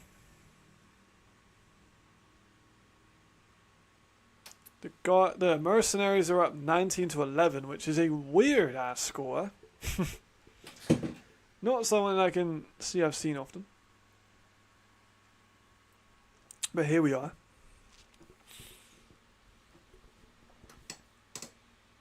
Dragons on the ball, 8-point difference.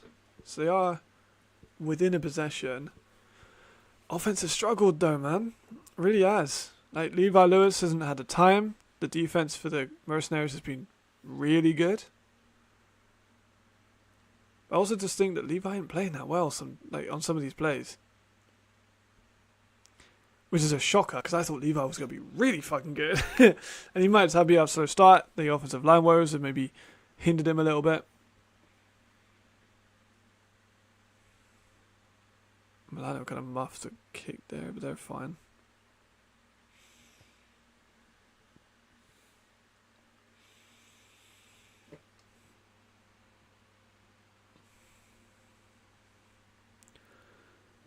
The Dragons are running again. Oh no, they're not. Flexion pass. Levi slings it up. Oh, it's caught on like the 5 or 4 yard line. Pacheco Garcia. Great play. He's been really good. He's just, a lot of the catches he's made haven't counted. Like, he got a real nice snag out of the sideline earlier, and he had a really good third and long situation that he wasn't able to like completely reel in. But that's the Levi Lewis I'm expecting to see.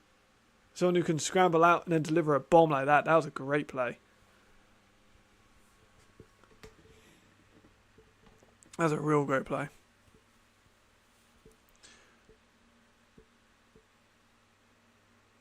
This car just being so physical.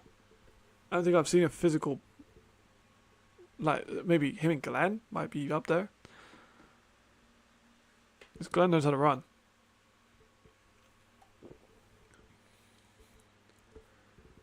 This Broncos again, scrambling out. Got Lackman pressure. Guess it's a sideline and nothing there.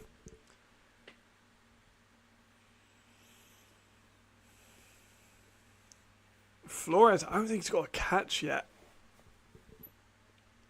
I haven't seen him.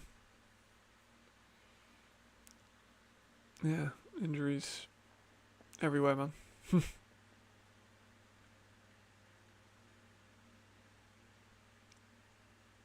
Be a shame. Hopefully he's alright and hopefully he can come back.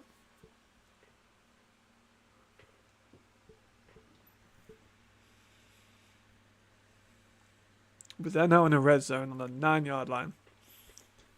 We got a little oversized. Someone said it was on the 5, it's on the 9.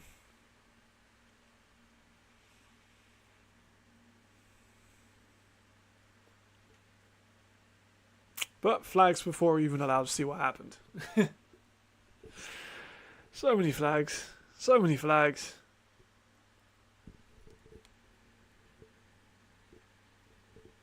Yeah, they got to clean it up. Teams got to clean up the flags in week 2, or end of week 1. Because we got the games tomorrow. I need to check on who's actually playing tomorrow, so I can stream accordingly. Because I'm going to try and get all the games I can. Because I'm going to watch all the games anyway, so I may as well stream it and just talk to people while I'm here. You know what I mean? So here's a red zone play for Levi, 1st and goal.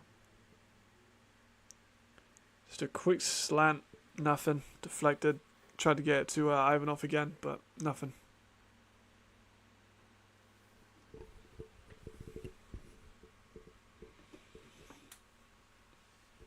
Kind of looked like maybe a bit of a drop. Trying to find the actual schedule. There we go. So you got Berlin Rocklaw. That's going to be a really good game. Alright, Levi's line up again. 2nd and goal. Takes the read option, and is in. Touchdown. Dragons have scored on the read option. Nice. That was good. That was clean. Looked nice. Not really too much to say about that one. Kind of, it was some poor tackling, but that makes it even closer. It is a fucking close game. Especially if they make this 2-point conversion. It's 4th down for the Raiders. For the Seamen. Yeah, Levi just walked his way in there. Milan get the punt off.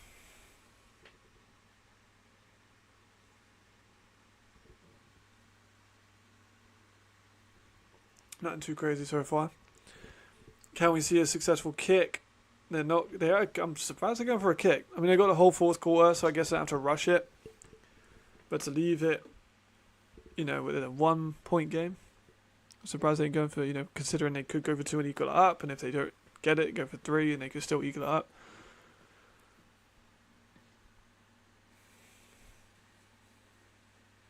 Oh, it looks like there was a flag on it anyway, so they're going to get pushed back, so maybe the kicking is the better option. Also flags in the Raiders of Tirol versus Milan game. That's what I'm saying, man.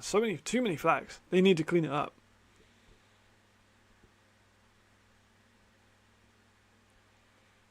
The Dragons versus Mercenary games is nearly in the fourth. And we've had another flag on the flagged PAT.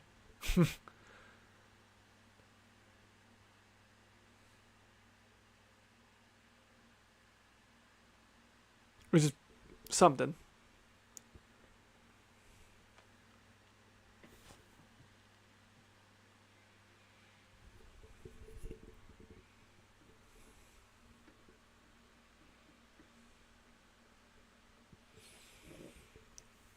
And here's a punt again by the Milan. They had to repunt it, but it looks like a big return. Is that Taylor?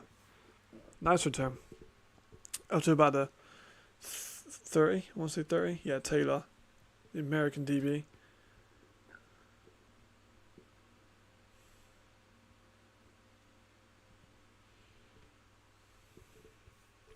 So the flag PAT is now being called back in Barcelona's favour. So they got pushed back for something, and then they got pushed forward.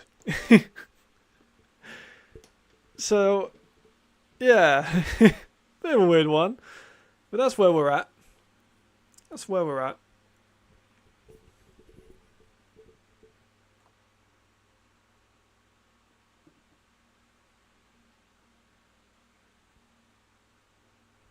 I need to quickly put my microphone down so I can edit the title so it's not just the Barcelona Mercenaries game.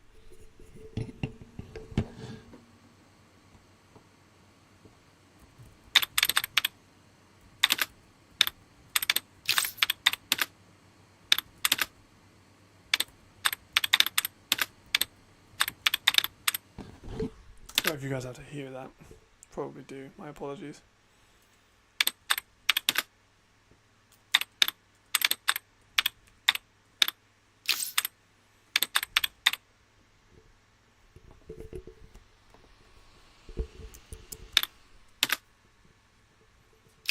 I am messing this up trying to do this with one hand.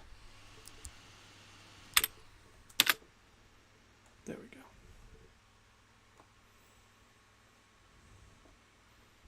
Two-point conversion stuffed as well, so nothing out of that.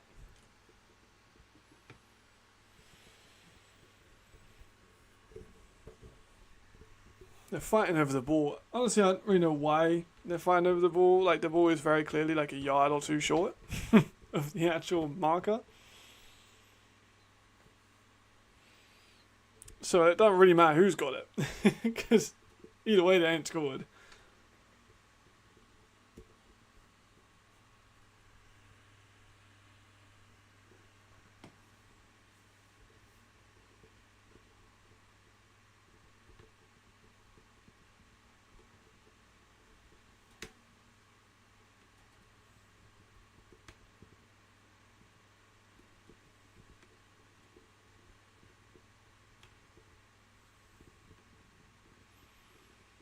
The Raiders are on a 1st and 18 due to penalties.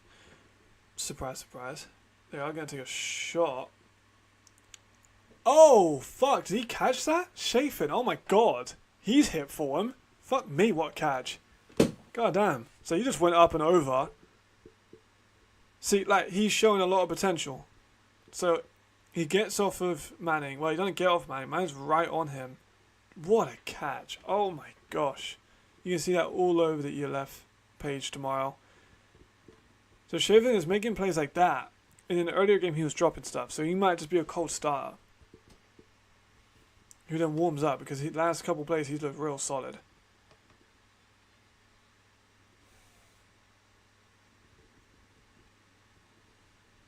I'd probably keep giving it to him, but now he's stopped behind the line, good 2-3 yards behind the line. If I'm the Raiders, I'm honestly just giving him the ball. Let him go to work. He's just made a fucking crazy catch over one of the better corners in the league. May as well let him go up and get it again. You know what I mean? Like, why stop him now? Because my critique of the Raiders was I wasn't sure if they had a designated deep threat. But if they're going to use Shaven as a deep threat and he can do shit like that, I'm not mad at it. He's forward again. Dance around in pocket. He's still going. That was a weird ass throw, and receiver comes down with it, but he's way out of bounds, so it won't count.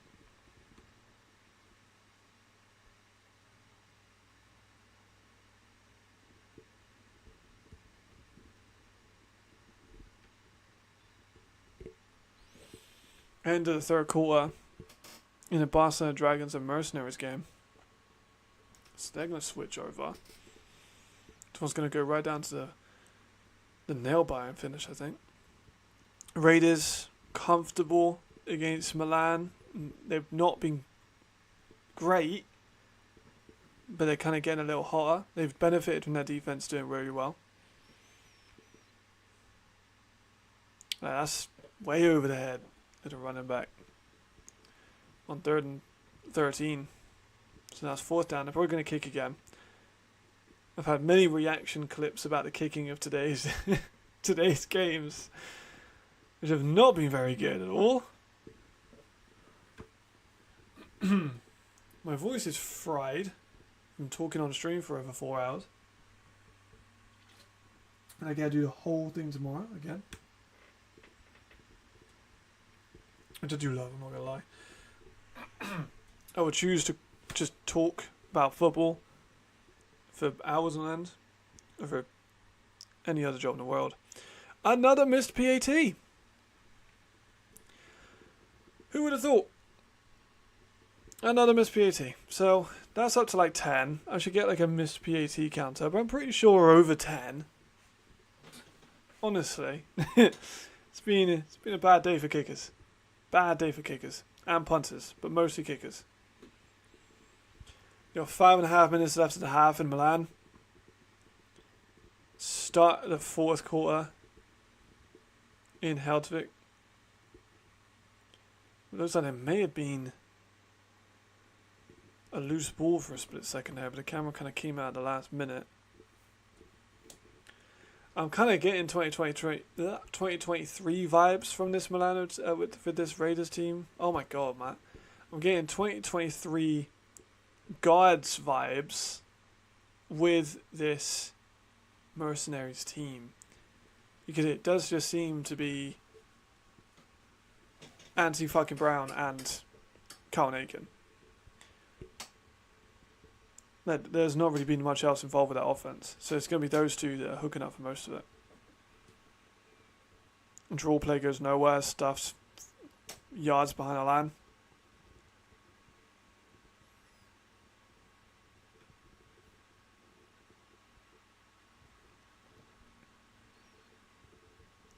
Milano need to kick some shit into gear. For real. Milano aren't moving the ball at all. There we go, they're rolling out. He's taking off. Could get. Oh, that's a late hit. Late hit. Yeah, I didn't even think Milan are going to get into a shootout. To be honest, I don't think they've got the capacity for a shootout. Like, they haven't scored at all. They haven't really looked like scoring at all. I don't feel like they're just not the same team. Like last year, they would shoot out every game. Look at the Raiders, the Surge one. Says Cotton Aiken got sacked. Like they have last year, they were shootout specialists. Well, not specialists. They lost a lot of games, but they got involved in a lot of shootouts. I don't think they have the ability for shootouts.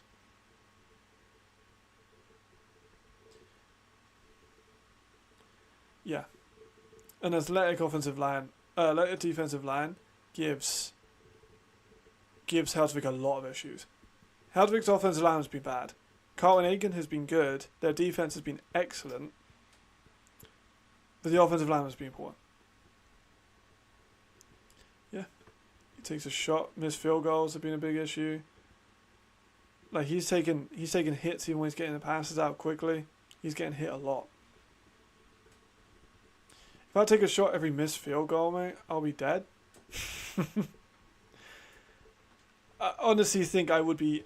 I kind of want to do it. I do like gin, so a beefy. Maybe not my preferred gin, but I might be down for doing that. Honestly, that might be quite funny.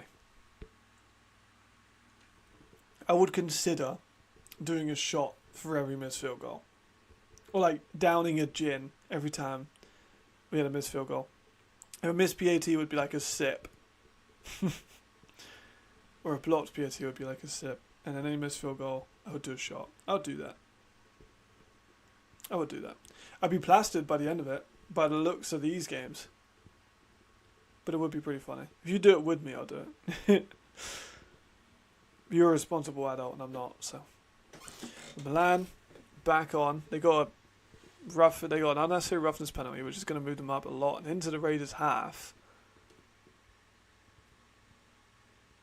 Patrick Carr with a big room, big bit of space. That's 10 yards. That's what they needed. He started well, and they then didn't use him for a bit, but looks like they're back to using him. Short flat by Tony Monton gets a couple of yards.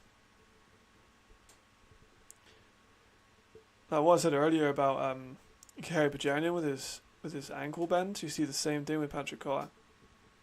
Of course, at different levels of running back, but it translates as an elite skill. It's just the bend in the ankles. Great catch by Donadali there. Makes him third down more manageable. It's another run by Milan, but not much on that one. Donadali's got some jump to him. Even you got to admit that. I know he's playing against your team, but he's got some jump. Yeah, not much going on to Modest Buda. Oh, they gave that as a first down? That's something. Donadali again. Another good gain. 7.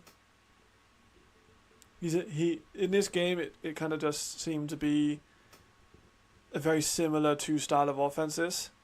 Here's Bronkhurst again, taking a shot into the sidelines. Like, it seems to be very similar, right? Athletic, mobile quarterbacks with poor offensive linemen are targeting one receiver. If I said that, you'd think it could be either of those teams. It's just the Helvetic defense has been better than the Barcelona Dragons defense. Exhibit A with that tip. It's a great tip on the defensive line. The Raiders have contained Flores. I do think if Milan had Tommy, I still think that they could be with a chance, but they don't. So, but it is unfortunate. Here's Levi on a 3rd and 4, gets brought down. What a play! Is that John Falk? It's John Falk. Makes sense. It's a deep shot for Milan, but it goes incomplete. But John Falk is just the Swiss Zach Blair. Helvetic need a nickel, yeah, and a true safety, yeah. That was my concern at the start of the year, was safeties. I think I mentioned it in a video. I make a video like nearly every day, so I can't remember which one specifically, but I mentioned they need a safety. Because they got Ken Hyde. They don't need to worry about Ken. He's great. They've got Falk. They've got Tim Sherman. They've got Big Mike. They've got Burry. They've got Leitchi. They've got a great front 7. They just need a safety. And you're an A, Jamal. So 4th and 6. Oh my god, I missed that. Punter's gone for fucking 10. There's a fight with players, but I'm sure that's just fine. Yeah, that'll be fine. They're all good.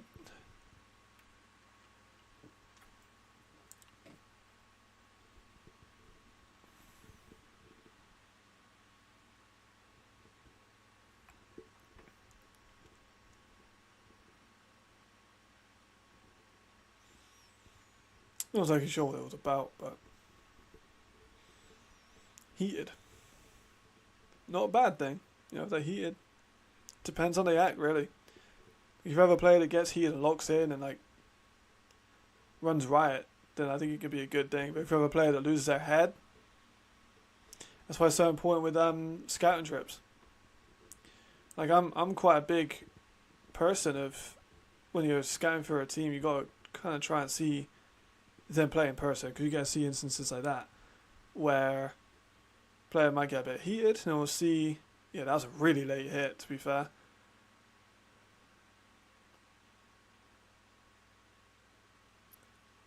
It's a late hit by the Swiss safety. Steven McCloskey gets heated. There's any punches thrown, more just pushing and shoving, and players being angry and supporting each other, so I'm not mad at it. I don't think it's a bad thing. Then we'll see if Steven McCloskey locks in. He's been good today. He's been real good today. See if he can, I think he scored. Yeah, he scored. I can't remember if he got a 2-point conversion or a touchdown. I'm blanking, but he has scored today, so he's done very well. Proved me wrong. Absolutely proved me wrong.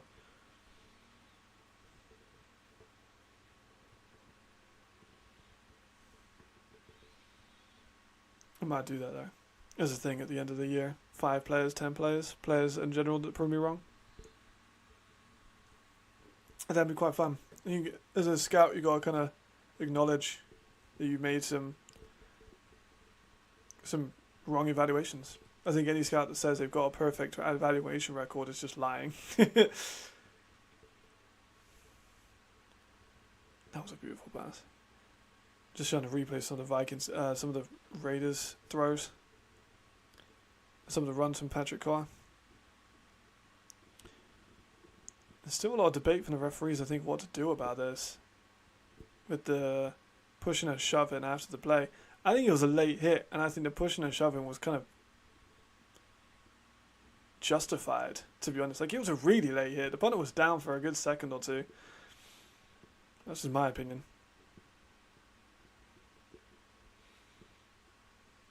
But they are certainly taking their time with the discussion.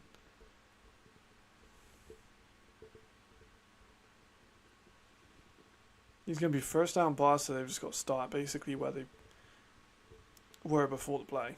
So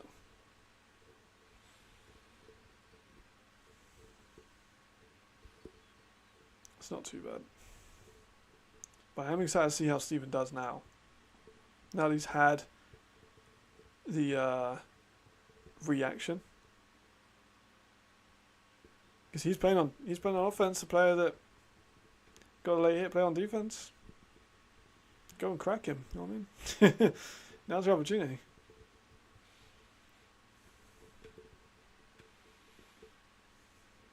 Let's had the 2-minute one in the Raiders game too.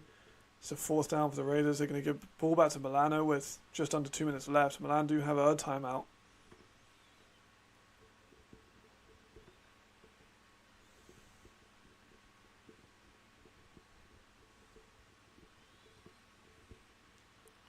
Oh, big hole for the run. Tony Monton, he made a wrong call in my opinion going out for the space, but number 4, Jamal, he's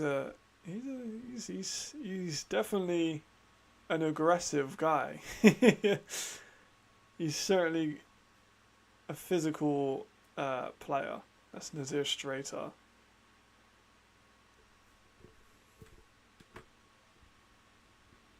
I think they've just called a touchdown. They're discussing it. I didn't see what happened. I was looking at Monton. I'll wait until the replays. But it looks like they're celebrating. The Raiders are celebrating a touchdown. The referee hasn't made a decision yet.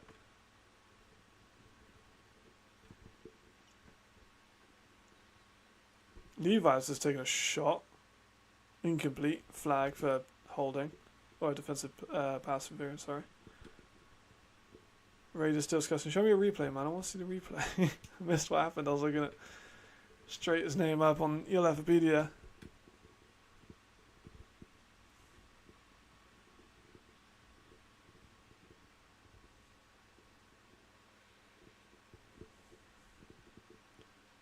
No word yet. I don't have the commentary on either, so I can't hear what the referees are saying. Gonna kind of lip read. Levi looks rushed.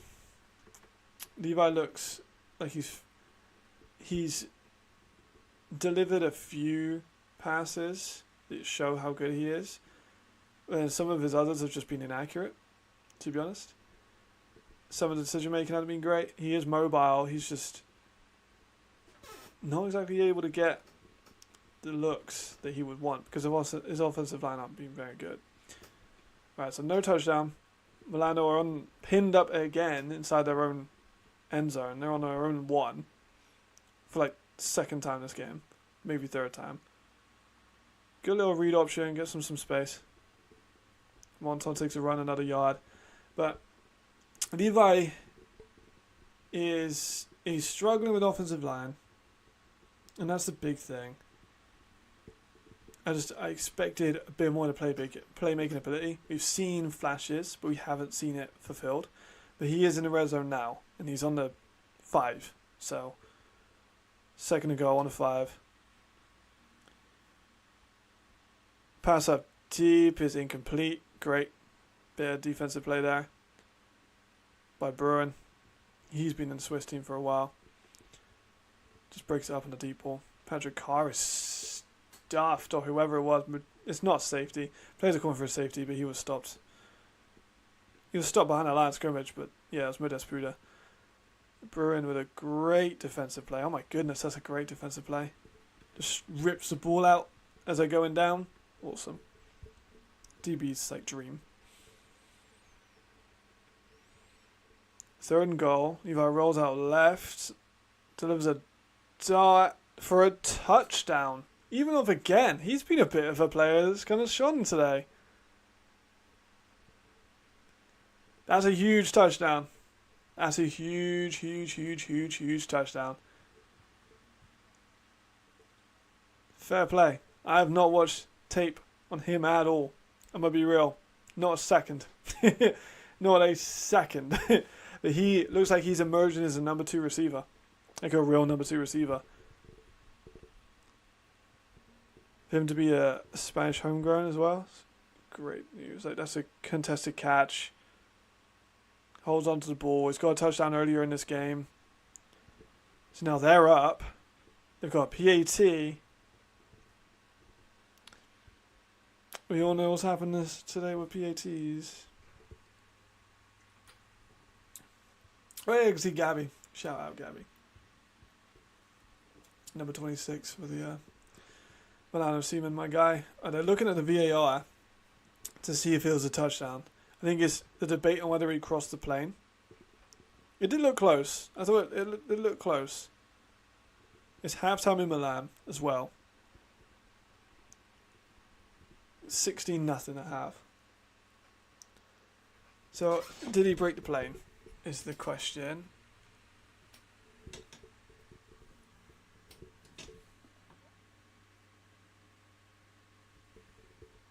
They're not really showing us for the official review.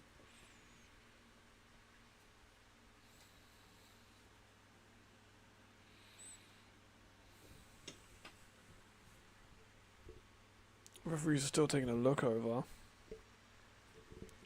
The kicking team are still there, so they haven't told the kicking team to fuck off. A touchdown. There we go. So it's a touchdown. We just put the Raiders are up on the chat.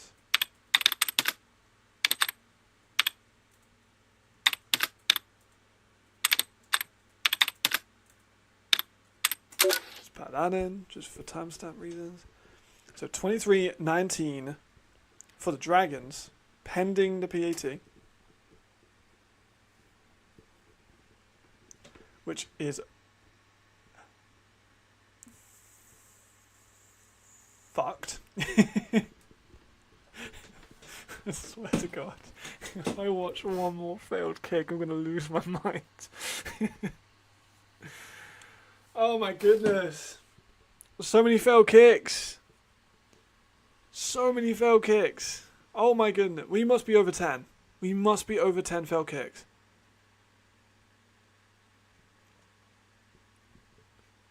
Like, that was... Man. Let's be a lot more creative because of no protection. Definitely a border. Yeah, you can see the flashes. But like you say, no protection. You get the gin ready. Brother, that'll start maybe tomorrow. I'm not going to start drinking gin now, but I might drink gin tomorrow for the special occasion of ELF football, because I know a few people playing tomorrow that are on UE and are friends of mine, so that might be quite fun. But the games tomorrow, let me check the kickers, because Wroclaw will have a very good kicker, Berlin have a very good kicker, so I'm not expecting them to miss much. Rhine Fire have a good kicker. I don't know too much about the Cologne one, so we could see some missed ones there. Hamburg and Prague, I think we're going to see some missed ones there. And Ravens Surge, that might be a high scoring affair, so we might see some missed ones there. But only 7 minutes left. How you feeling, Jamal? How you feeling? Feeling confident? Feeling scared yet? Got Strater with the return. He is a serious, like, you give Strater the ball or put him on a football field, he is going to the echo of the whistle, as I like to say. He's certainly an aggressive dude.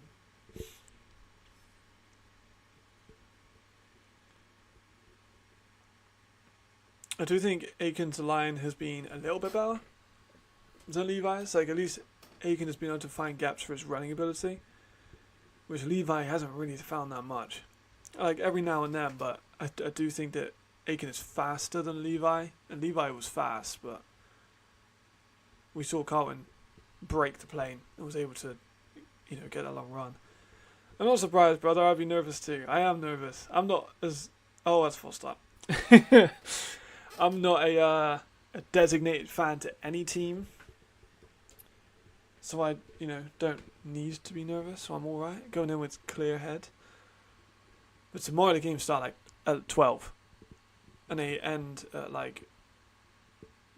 Why have they got... Yeah, they end at like 3. Like the game's continuing on to about 3. And then that game probably end about 7. So I'll be on stream for like 7 hours tomorrow too. Because 2 games at once and 1 game starts at 2. I'm just going to have to do a 4-game stream. Holy shit. 4-game stream. It's counting again. A lot of space this time. Nothing. Yeah, so tomorrow I'm going to be on stream all day. So, yeah, expect that. Because the game starts for about 12. And then are kind of continuously on. So I'm going to be here all day. Check in. Because I might have lost my mind. Or I might be absolutely steaming hammered. Because Jamal was making me drink gin for missed kicks. 1 time out. Yeah, 6 minutes. Not much. 3rd down here there. And he's sacked. Huge. We got to punt this away. Got to punt this away. Look like Broomfield. Yeah. Got to punt it away, Jamal. Try and get our defense and us stop. We know we know they can do it. The only problem is if they don't, then you're basically fucked. So you kind of need to believe in your defense here. 4th and 20 is improbable.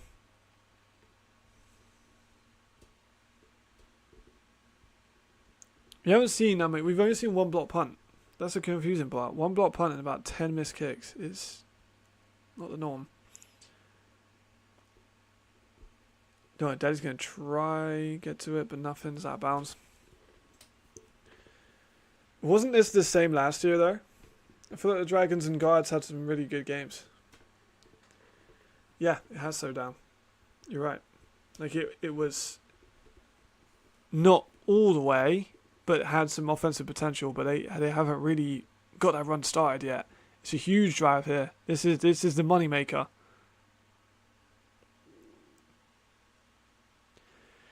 If they allow Barca to get up to 30 or 29, let's be real,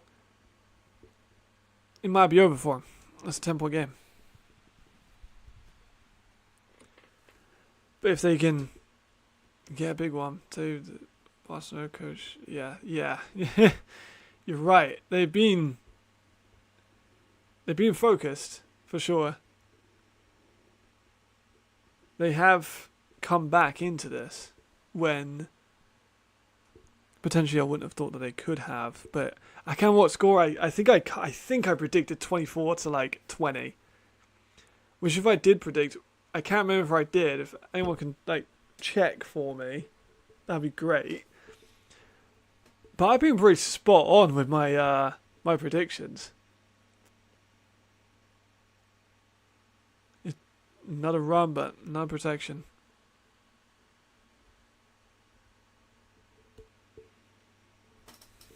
Four and a half minutes, 2nd and 9.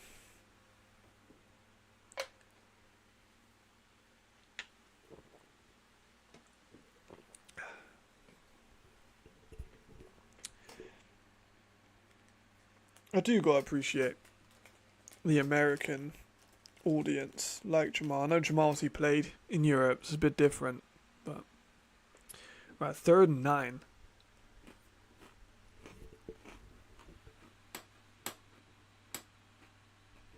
Taking a shot. Incomplete. No flags. Woo! Oh, Jamal, I bet you're nervous. Oh, Jamal, I bet you're nervous. I bet you were looking for flags.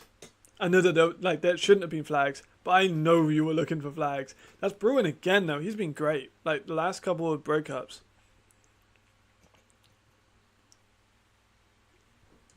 I doubt there'll be any Station America showing it. I don't think they have the TV right deals in America. I might be wrong. But I think a lot of the TV deals are localized or they're Game Pass. Got an Aiken and an AFB. We trust. Do it for the Alps. Love that. Still think Mountaineers would have been a good name.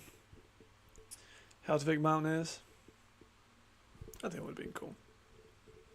Some like, yeah, brown jerseys maybe not, but like, you know, like rustic jerseys. I would have liked that. Flags in the play. Yeah, I think the Game Pass is kind of the best bet. It is expensive. Like, I don't think anyone's going to deny that. The good thing is you can kind of watch any game whenever you want. Like, I think I have probably got, like, Game Pass is what, £80, 80 quid? I reckon I've got thousands of pounds worth of worth of money out of my Game Pass just because I use it every day. Like every day.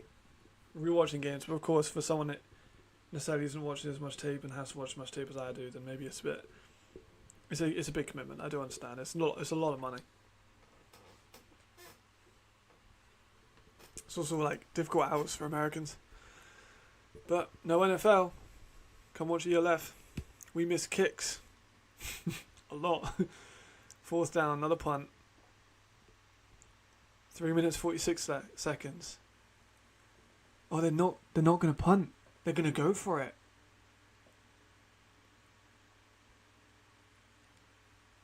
Oh. 4th and 4 on the field. 4th and 9 on the ticker. But the Dragons have got a timeout.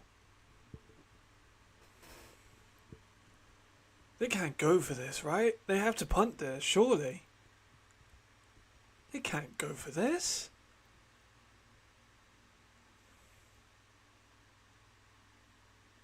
Right, I'm not gonna lie, Yella, I don't care about some person getting interviewed. Why you even got a camera on that? Go to the game. We are in crunch time. Don't show me some person being interviewed. Show me the damn game. We're in the most important moments. Frankly, I don't care who's getting interviewed. They're going for it.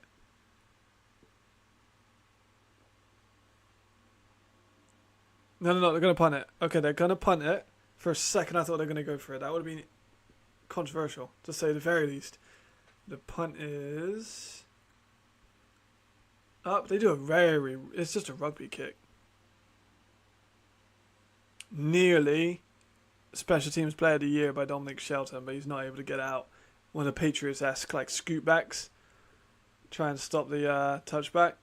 Not quite get it, but that would have been a hell of a play. So, 3 minutes, 37 seconds, one timeout. They need something.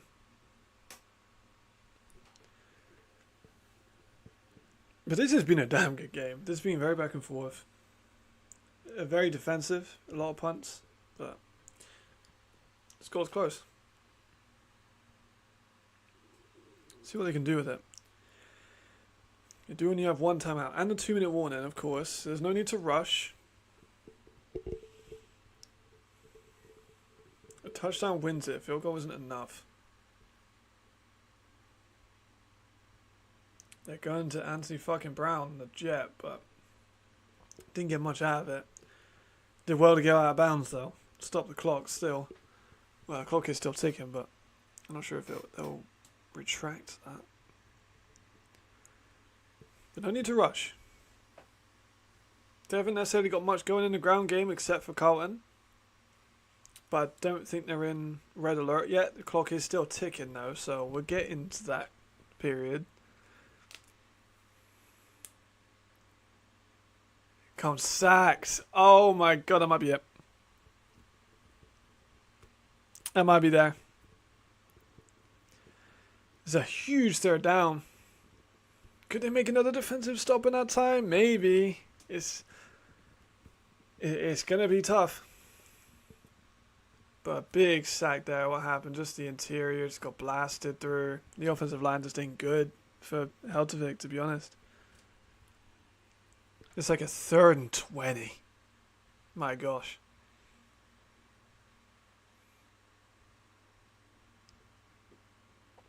It's listed 3rd and 40. It's definitely not 3rd and 14. 3rd and 18, maybe. No, I don't. Can't again. Oh my god, he's sacked again. This Barcelona D-line has showed up when they fucking needed to, I'll tell you that. Oh my goodness. Oh my goodness. Wow. Yeah, no, I'm not surprised. Bloomfield comes in. Namori gets him down. I was critical on Namori too, but he's been good this game. I kind of thought he didn't look that great in the GFL, but he's looked a lot better in this game than he did in the GFL, which is weird. Kind of not playing the best offensive line, but it's 4th and 28. Punt it. One last drive, maybe. They're lucky. You know. They might get maybe a punt with the times. They got one timeout. It's going to be tough. The gin will be bought tomorrow, bruv. Like, I am not going to start drinking in this one. I will get the gin tomorrow. Going to ruin my gains, Jamal. I was doing well. I know it may not seem like I'm a big dude, but, you know, gin's going to definitely suck the water out of my fucking system. Especially if they carry on kicking like this. 4th and 23. I mean, I get the punt, but like, they might just have to go for it, take a shot, go to AFB. The Mercenaries have called a timeout. That's their last timeout. They're gonna have to go for it. Just a 1-step drop back fade. I think that's your call. There's not really anything else you can do. It's a 4th and like 28. You can't overthink it. Just fucking throw it to Anthony Brown. Whereas opposed to where there's a fade, give him a shot. Like punting is just kind of giving away the win. They can't punt it. Fuck it, Barcelona get like another touchdown after the play. That's not, you know, it's worth the risk. And then the Raiders are going to receive the ball from Milan at half, which is going to start in a second. But first, we need to look at this. This is a little bit more important.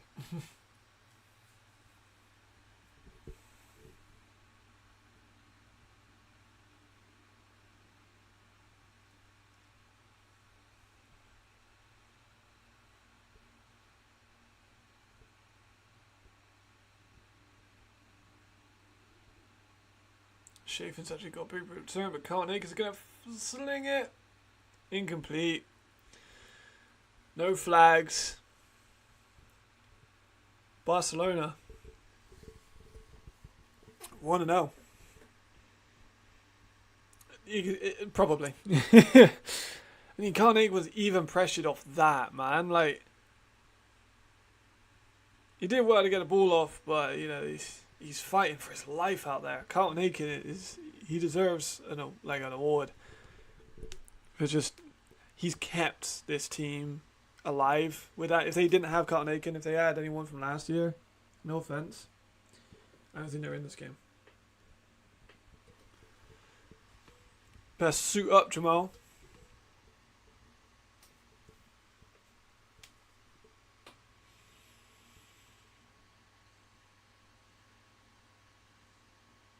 They're going to kneel it. It's quite honourable for them to kneel it, to be honest. We've got 2 minutes left. They don't need to kneel it. They can go for 30. Not sure if they are going to kneel it, but it kind of looks like they are going to.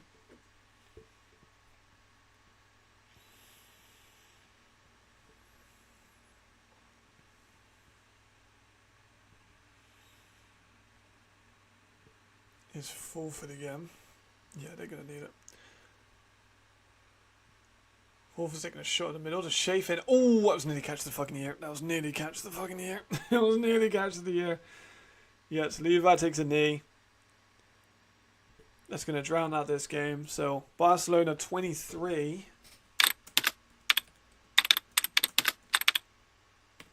Helvetic 19.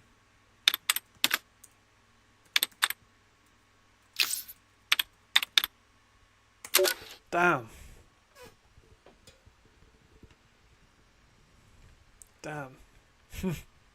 Unless something crazy happens on this, these kneels, but I doubt it. 3rd and 10 in the Raiders. Shake down to the running back, gets -1.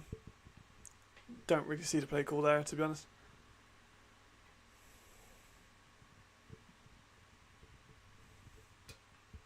And there they go. Barcelona Dragons 1-0. Barcelona are really good at starting the year. They did the same thing last year. They went 2-0.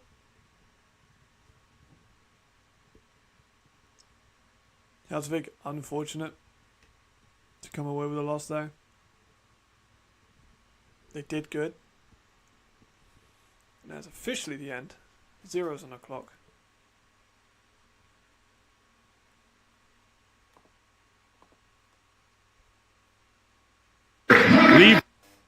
That was loud. There we go. Apologies. Alright, now we officially only on the Raiders Tirol versus Milan Seamen. So the graphic on the screen actually makes sense. Next time I do a game, I'll have like all of the graphics and all of the teams on, and maybe just less information.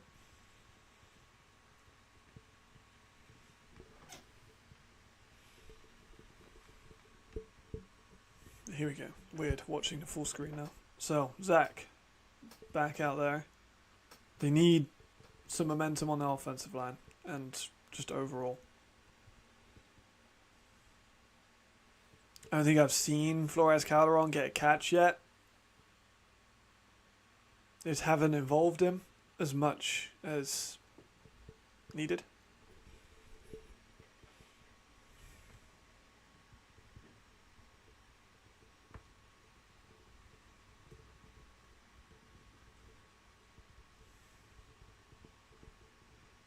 Because he's a talented player, man. You just haven't given him the ball. He's still starting at X. They're playing so deep off of him. Yeah, speak of the devil, he's just got a catch.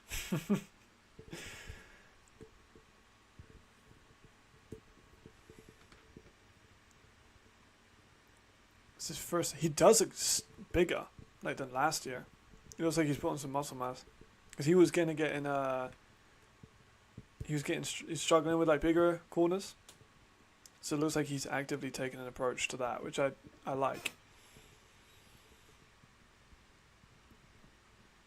Flank is an underrated tight end too.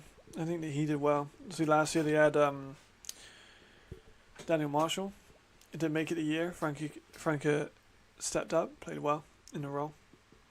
So rollout, immediate pressure, avoids one, doesn't avoid the second sack on 3rd and 4 by Grube, who is one of the best pass rushers in the league. He avoided Lackman, who was another one of the best pass rushers in the league. Because they didn't have good staff this year. I was kind of worried about the defensive line. They brought in those guys. I was like, okay, they're fine. But man, Milano have struggled offensively, like a lot. It's been quite poor offensive line play throughout every game so far. It's certainly not just Milan, or just the Raiders, or just Helvetic and Barcelona. Actually, the Vikings were fine. The Vikings were good.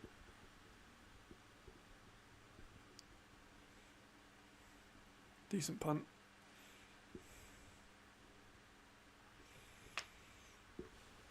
Raiders now back on the ball.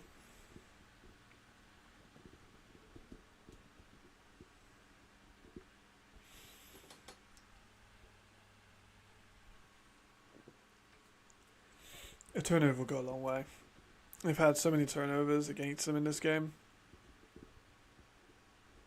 They've just been daggers to the heart, honestly. And then the offense can't get started if the defense is tired, getting kind of worn out,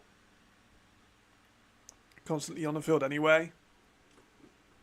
They're going to struggle. Here's Fulford again. It's Hasselvanta again. Not much. Both teams can cancel each other out. The defense for Milan is very much improved. Like, very much improved. I think this year's Milan defense actually does have a lot of promise. Especially with someone like Zach Blair, who's able to be everywhere. Like, he was even on that tackle. They were missing that last year. They were missing the tackler that would get to the ball. They definitely did not have that last year. So now they've moved Isaiah back to guard. He was at centre for a bit.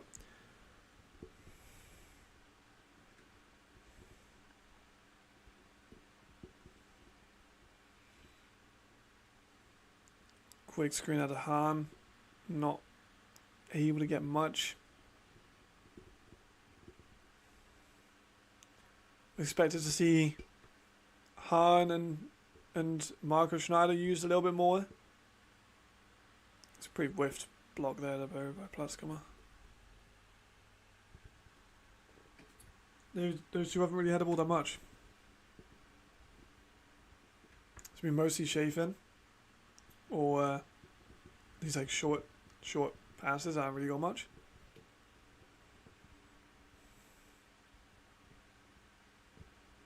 It still very much feels like Milan are in this game.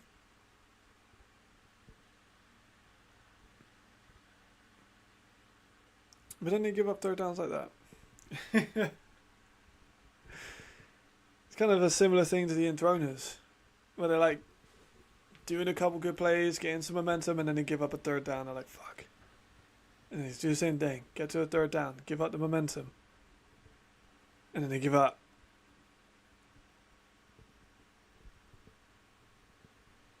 That's going to kill them in the long run. There's still a lot of this game left to be played, though. Now, we've still got 10 minutes after the third because of the delays.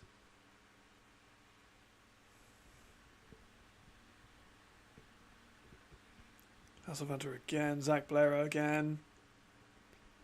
He might just have 100 tackles in this game, to be honest. Why not?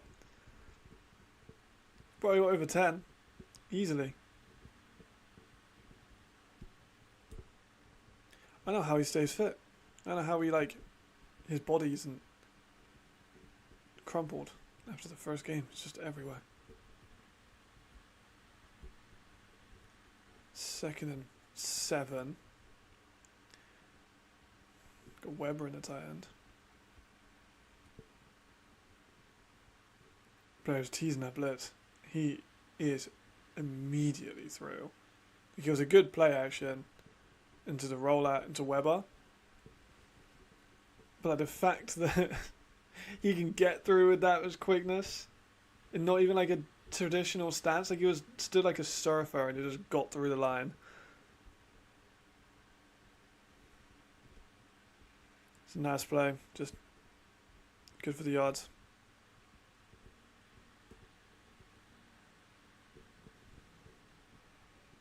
critical first down on that one. They need to just keep the clock running. Pick up what they got. Try and get 24 up. And that's not a good way to start. Bonatti is nailed in the backfield. I expect a bit more from Bonatti. I think that the Raiders' offensive line hasn't been great. So he hasn't been able to cook as much as I thought he would. At least the first half is going to be, second half is going a little quicker. The first half was very stagnant with flags. Players going down, unfortunately. So neither team was able to get any momentum out of it. We've actually seen a little bit more out of this one.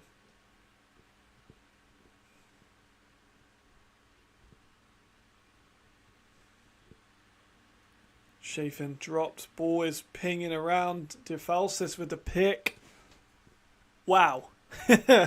So Milano are in this one. Needed a defensive stop and a turnover, and they get it. Maxime DeFalsis, the French safety. That's big. It's off Chafin's hands. He struggles with drops. Off Chafin's hands. Tipped up by Kevin Kay. Intercepted by DeFalsis. Jeez. I mean, they needed it. And they got it. That's so important. That is so important for that team. They needed that. They really needed that. So they got the turnover. There's no reason why Milan can't go and score here. We've had a break. It's Brockhurst for 6.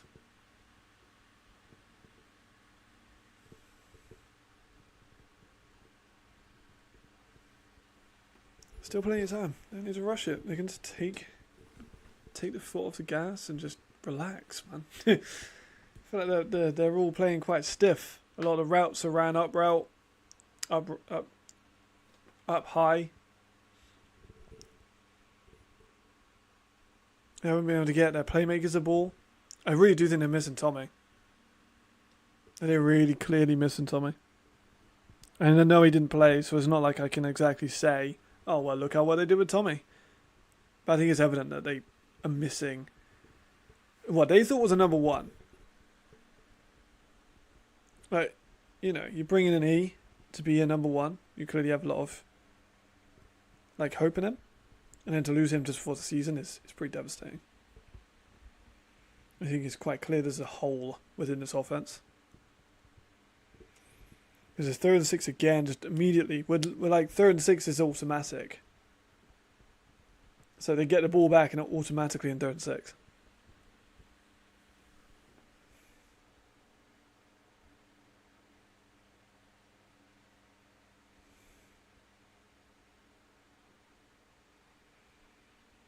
They also got stripped a lot of their offensive line.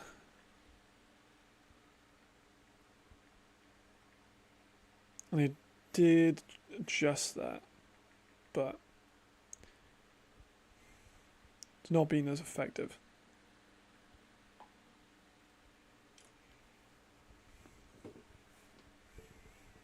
This Machado Silva's excellent. I did a video about him. He's number 74 at guard position. But one guard can't win you the whole game. Especially when you've got as many good edge rushes as the Raiders have. Walker's again, immediate pressure off the edge. He's able to get back to it. There might be a crackback block on that, but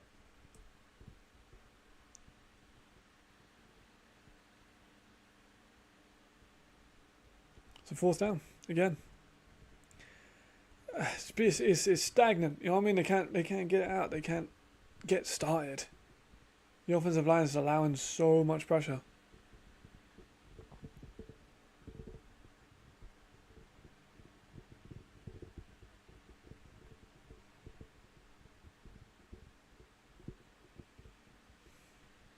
And even he's frustrated. I mean, I'd be pretty frustrated with the O-line too. If I'm taking that many hits, he's getting constantly bashed around. It's another punt. 6 minutes left of the third.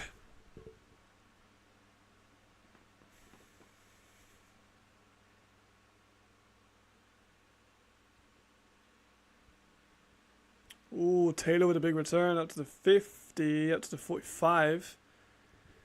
That gives him an advantageous position to start off with. Even with some offensive woes, they're still very much there. Raiders could pull ahead. So Milano in it. It's fading. It is fading. They had a big turnover, which I said they needed. They got it. Then I said they need a score to keep this one close, keep this within reason, and they didn't. They didn't even get first. There's a holding there, though. So he's going to come back for a bit. Zachary Blair can make a big play, though. At any point, Zach Blair can make a big play. That's why when I was watching the Cologne defense last year, he was a part of it. Like, I enjoyed watching the Cologne defense because there are people like Chad Walrand, who's going to be at the Surge this year. They got Zach Blair, who's did everything. They got Darren Okogwu, who was one of the best nickels in the league. We had DeJohn Owens, one of the better corners in the league.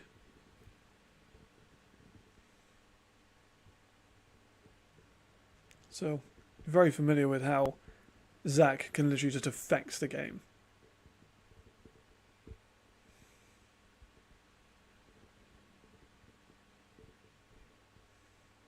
Like that. Immediately behind the line of penetration, like immediately penetrating the offensive line, the line of scrimmage, with his speed and his burst. Got a hand on the running back, not enough to bring him down, but he definitely made him alter his run.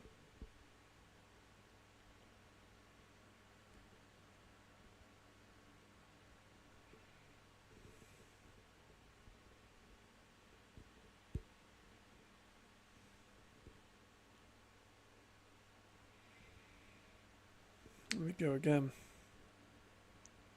2nd and 5. See how Gabriel does in this one. Gabriel's not made a massive impact on the pass, and he's just got a false start.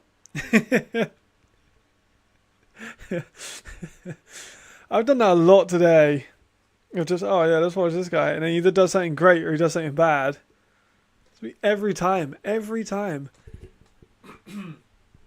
been a case several times over. Gabriel is the most recent victim of my commentator curse. I'm not commentating, but talking.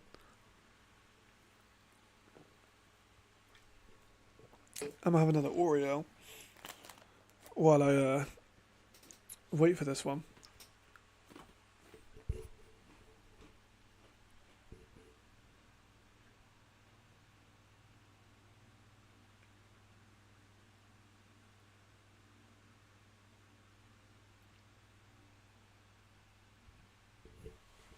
Fulver's rolling out. He's got a shot if he wants it. Gonna take a run. Didn't take it. Had a tight end coming loose from coverage, but may have been too difficult of a throw with the momentum he had going on the run. The whole line goes towards the run. It's solid, but the defensive line just sniffed it out.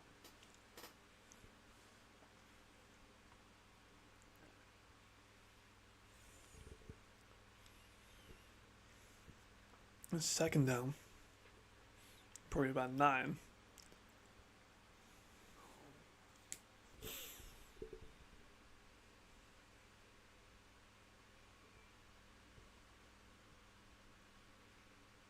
Short pass out Hasavanta. I expected more creativity from both of these teams, to be honest, on offense. The defense has been dominant. But like, I can't remember the last time I saw something that wasn't a short pass to the running back or a run. They're not really giving Fulford the go-ahead to let it fly. Brockenhurst can't let it fly because there's just 5 guys just immediately breaking through the line. Fulford has some protection.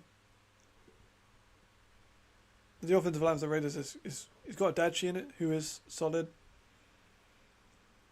But again, a run. 3rd and 2 is predictable. It's not really working. I know we're in week 1 of the league, so creativity is going to be like lower naturally, just due to we don't know how these teams work and stuff like that. But man, I expected something. I wanted to see something from Milan.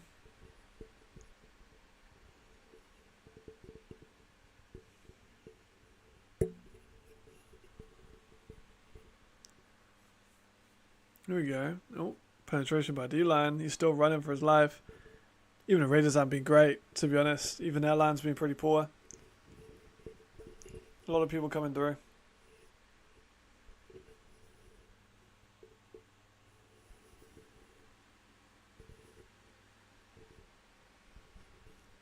Flags, once again, flying. Probably for maybe holding. They're going to...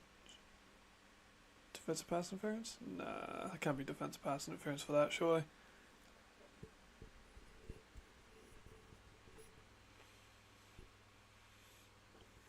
Yeah, Raiders need to diversify the offense. Didn't they lost their offensive coordinator to Munich, didn't they? Right? Callahan? I think. Maybe? Can't remember now. And if they did lose their offensive coordinator, then it's clearly showing. Because it's been unremarkable, especially in the second half. We haven't had a score in the second half.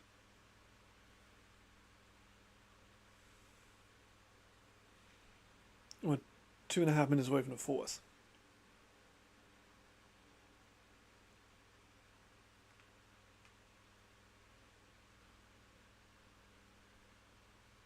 Forward again. Pass out to running back.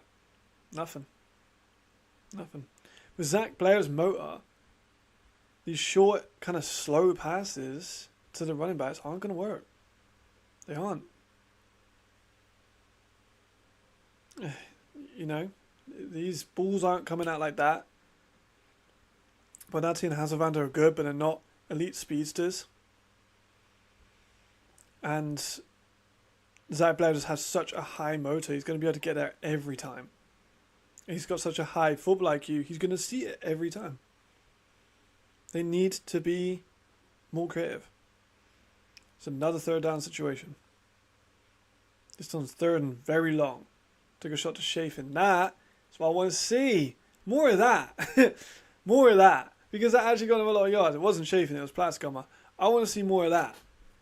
Because Platzkammer is a playmaker. If you're giving the ball, he's going to catch it. He's not a dude who's going to hit you with 6 releases off the line and like do all the extracurricular stuff. If you throw him the ball, he's going to catch the ball. That's what he's about. He's fundamental. Gives the Falsis a stiff on the way down. And that's a critical first down on a third and very long. More of that. Please, more of that. There's big chunk plays.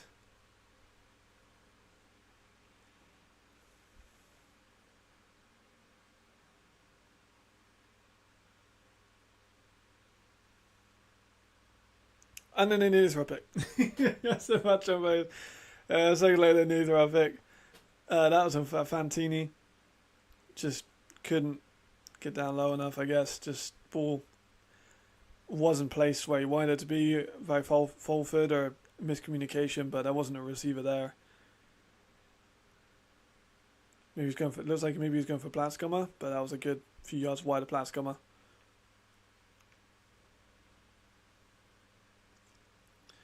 If Dirtsy's on the floor, if Dirtsy's hurt, they might just be fucked.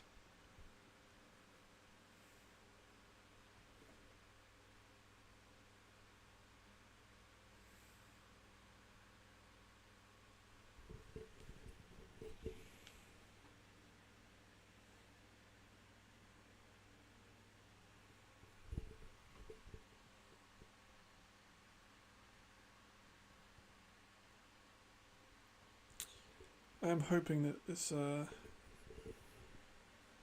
gives me something to talk about in the next hour.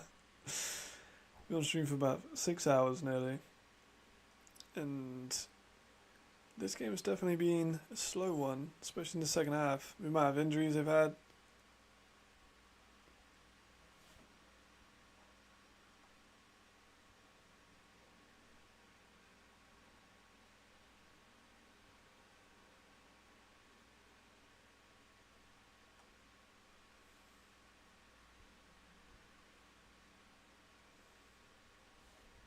But Dutchy's back on his feet. He's good. He's an elite guard.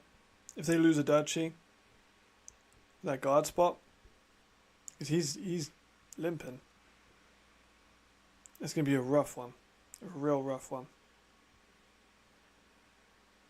Right, they are coming back out on offense. Dutchy's going to come off for a while.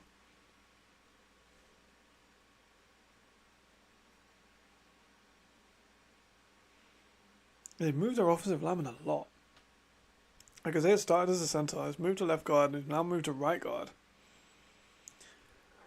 Gotta appreciate the versatility.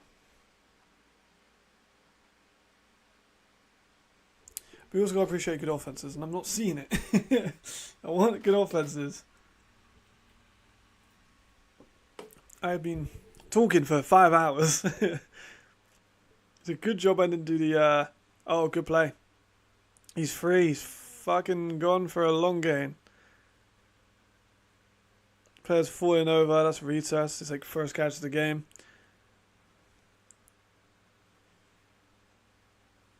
Looks poised.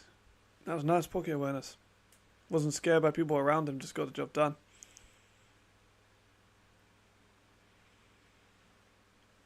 Under a minute left of the third quarter. 16-0 still.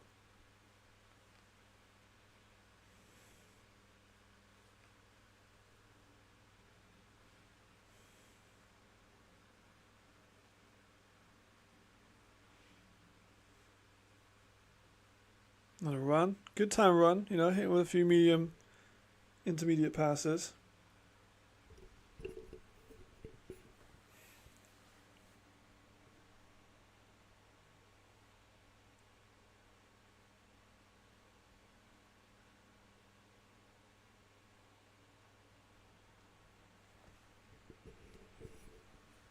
But more flags. They're going to probably get one more playoff. And then switch around.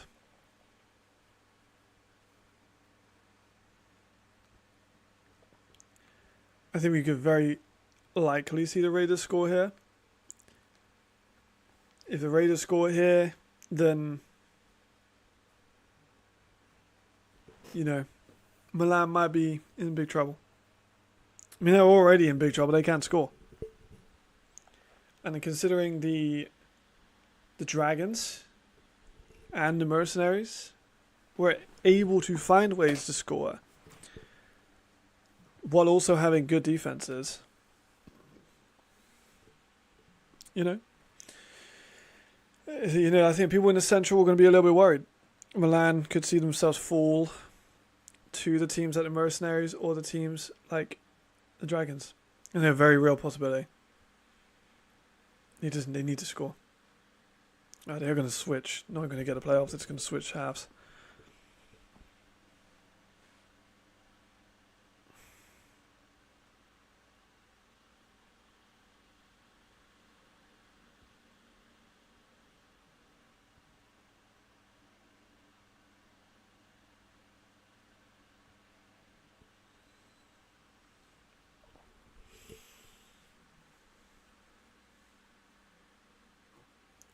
Lots of frustration from both teams, to be honest.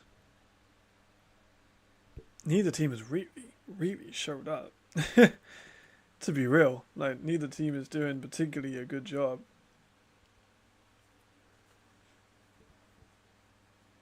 A lot of drops, rather uncreative play calling, poor offensive lines, turnovers. Defenses have done well. I know we talked about that earlier. With, it's not just bad offenses, it's good defenses. It's very true. But in the case of this game, it's also been bad offenses. Yeah, nearly a scoreless first half in Dragons versus Mercenaries. We've got a damn near scoreless second half if they can't pull it out, but they're on the 19, second and 5. I do think it's likely a score here. Maybe not necessarily on this play, because we've had another drop. It's 3rd and 5 now.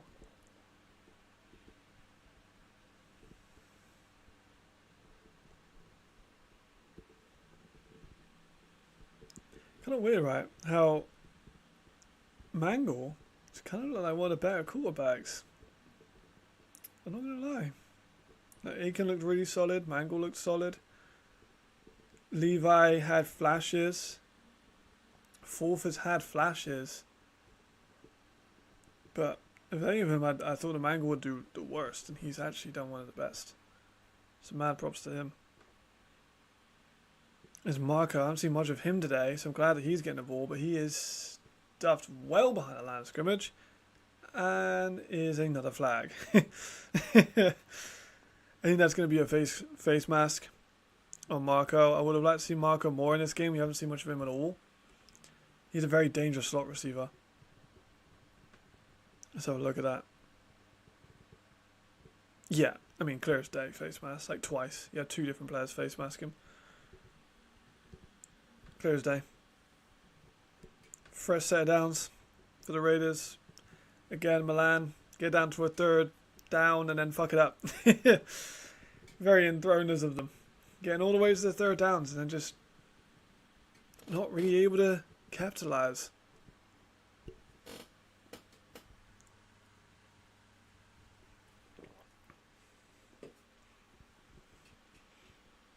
Now they're all the way at the 9.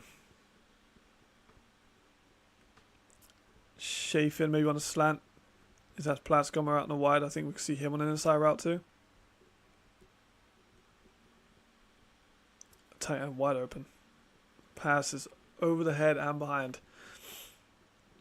Shame, but it wasn't a 1 yard check down. So honestly, I'm kind of just happy to see that.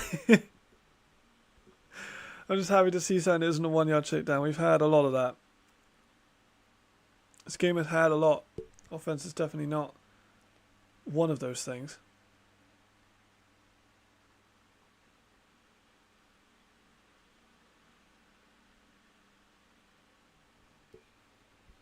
Second and goal.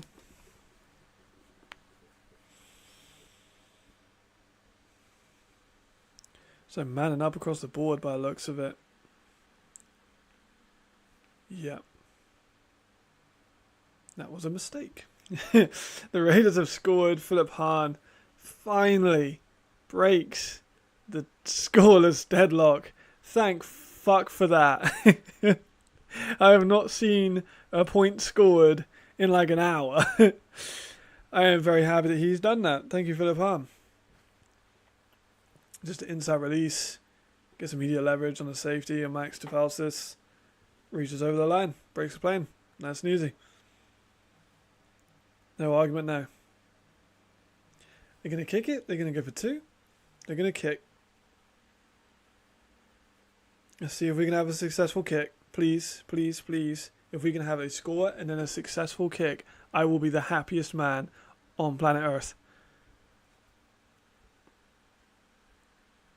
Nearly. He's lining up. He's lining up. Snaps up. Snaps good. We got a successful kick. And we got a score. Oh my gosh. It's all about to turn around, boys. It's all about to turn around. We have not had a kick successful in well over an hour. We have not had a point in over a quarter of football. And we've finally got a score. 23-0 to the Raiders. Milan have struggled offensively. They've had a good defensive run, but they've not exactly been helped. But the offense, the long sustained drives have tied them out.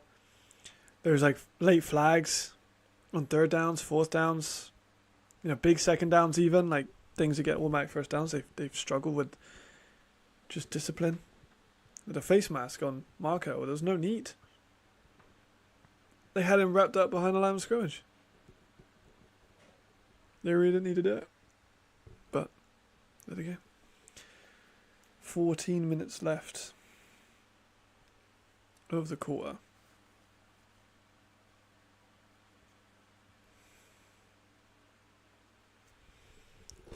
See how the Raiders deal with Milan now.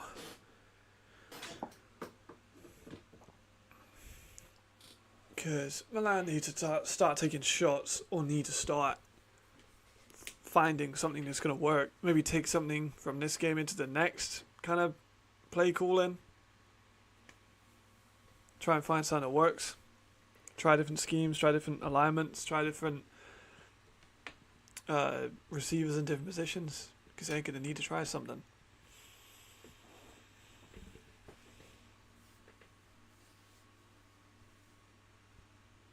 We haven't seen really much at all of Flores Calderon. I don't think we've seen much at all from the passing game in general.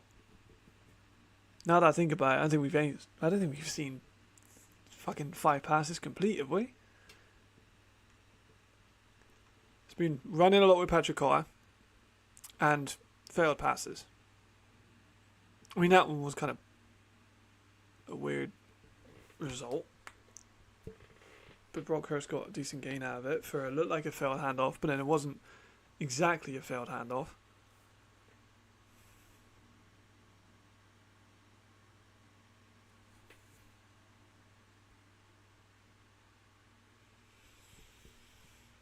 It took a shot late, but I think there was any way that the defender was going to pull out of that, to be honest.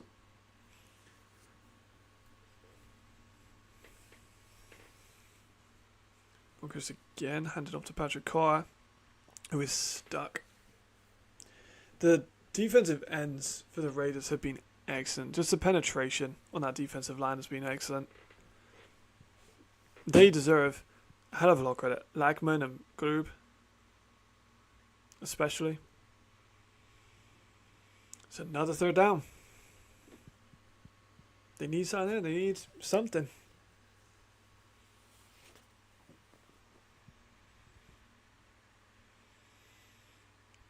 It's been a long game. It looks like they might have a flag here if they don't get this playoff soon.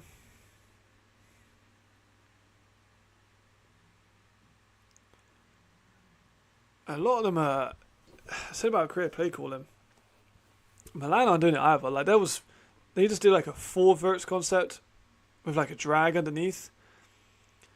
The quarterback's staring the drag down the whole time. It's a 3rd and 4. Like, it's kind of obvious they're going for the drag. Like, I don't know, man. We're not seeing the best play calling from either side, in my opinion. I'm not obviously over there, so I can't see what they're thinking, but it doesn't look spectacular. The Raiders have benefited from having a very strong defense. And Milan are going to have to punt again. They had the ball for a minute. Not even. Not even a minute. And they're already giving it up.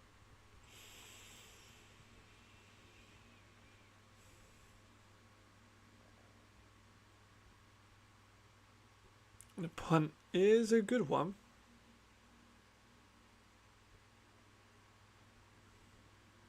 Punt is a good one. But you know it's not a great game when you're celebrating punts. You know, not elite. Not exactly what you pay for. That's probably Raiders going to try and drown out this clock, I would think. Don't give them a chance to come back. Just run heavy. They've been quite run heavy anyway.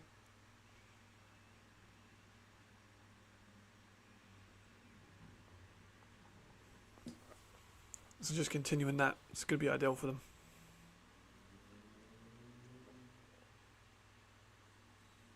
So let that clock run down. I think Milan are going to really try and come back into this one. There we go. We're seeing those runs. An interior line for Milan has been good, but you know they're going to be so tired, man. They've just had like a 5-10 minute drive from the Raiders, and then they get off for a minute, and then they're back on. They're going to be exhausted. Of course, same goes for the offense. But the offense have got different weapons they can go to. The defense just has to deal with it. Taking a shot deep. He's not open at all, but then gets flagged for PI. Damn, the Milano team have been unlucky. The Milano defense has been unlucky. Quite a clear PI. I think many people are going to really contest that. He was all over him. I mean, the corner's going to contest it naturally, but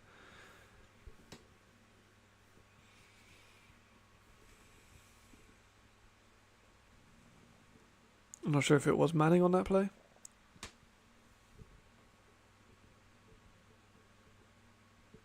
Just gives him a fresh set of downs, even closer to the end zone. Yeah, this game is lasting a while.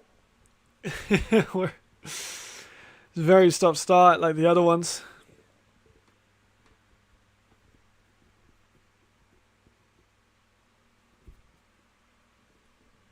Still 12 minutes left of this quarter. It's certainly not going to be 12 minutes in length, given the inability to move the ball.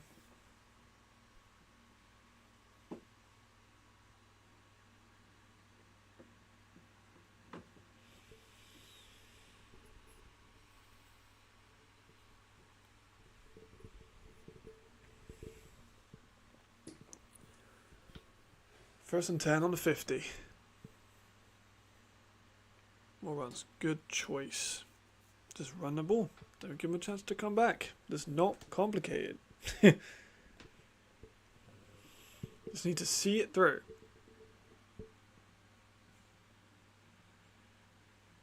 They're still running a hurry-up offense, which I don't entirely understand. They seem to be running somewhat of a hurry-up offense. But yeah, they're also trying to chew the clock. Ball was on the floor. I don't think there's much merit in the fumble. I think he was down. From what I saw, he was down. Looks like the referees agree. Yep. Get a replay of this one. Hasselvanter at the middle. Meets contact. Gets stood up. Whistle goes dead, and then the players get the ball out. Yeah. Seems pretty cut dry.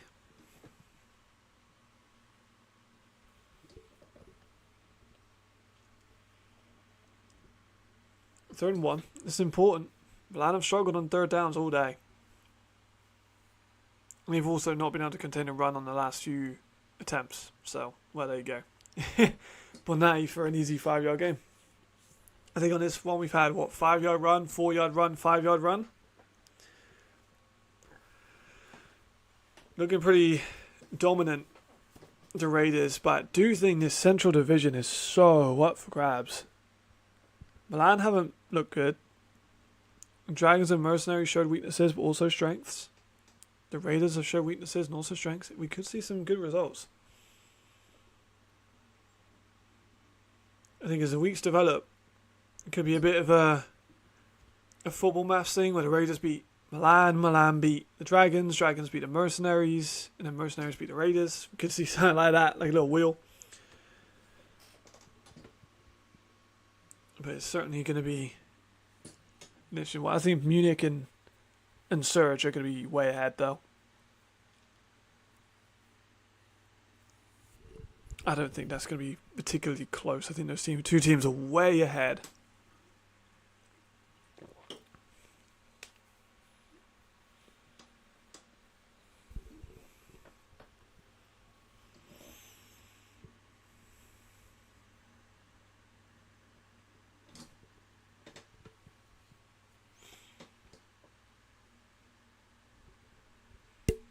Lack of heavy boxes too. A little bit of trickery. Platzkin was going to throw the ball to a wide open Marcus Schneider, who nearly dropped the ball.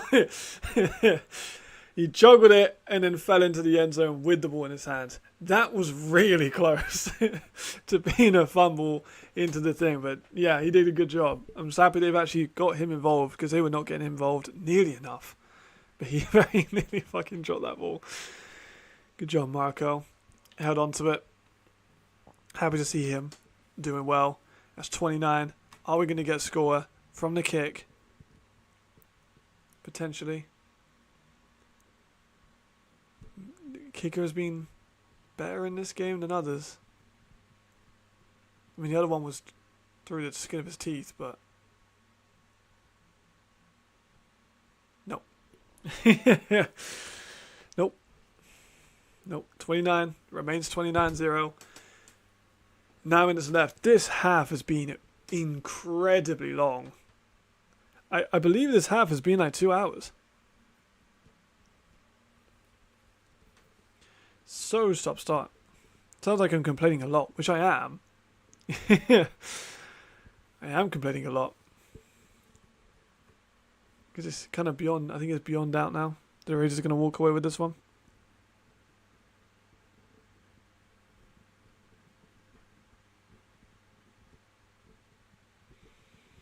You're going to get the ball back to Milan, who have not looked like scoring all day.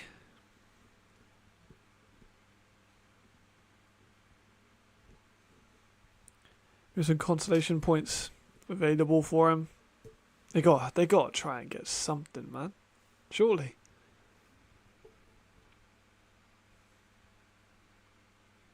Oh, Modespu just stepped out of the end zone.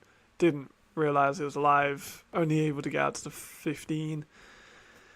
Doesn't exactly give the offense the best place to start. They've already started on their 1 yard line like 2 times, I think, this game.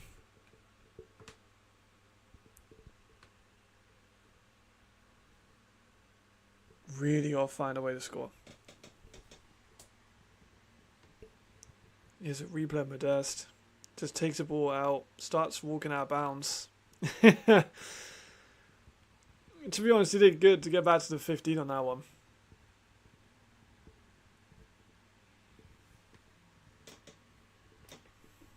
Is he expecting runs or shots?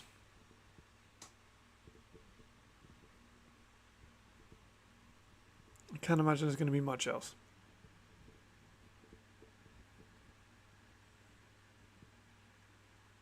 Short one, back to the line again, man. Like, it's just not much success from these kind of plays on any team, and they keep going back to it. Going to a lot. I don't think it's working. 2nd and 10. I'm anticipating a run here.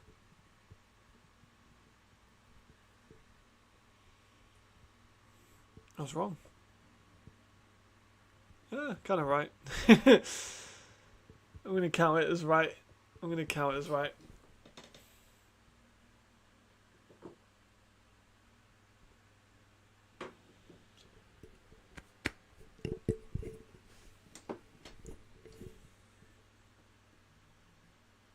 Third and 7.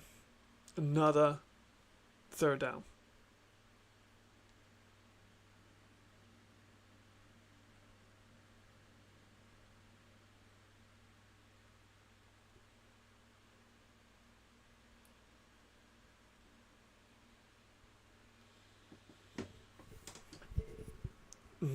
Please do sign, man. Please do sign. Not a scramble, just a rainbow into the stands. Yeah, there's just not really anything going on with Milan, is there? I don't think I've seen them get a first down in an hour. They just ain't got much.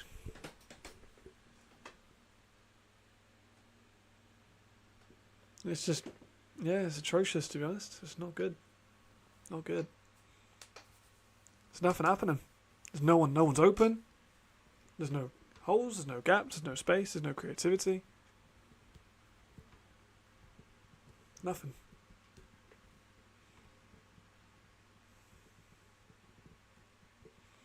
I am hoping the Raiders just run a clock out.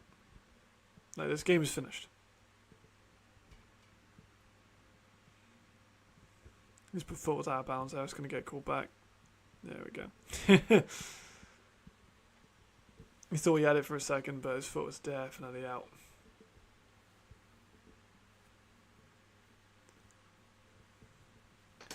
I would like to see Just run heavy, man. Get the 7 minutes done for.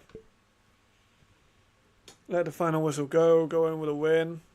There's no need to extend this game any longer, man. It's finished. It's 29-0. It's not close.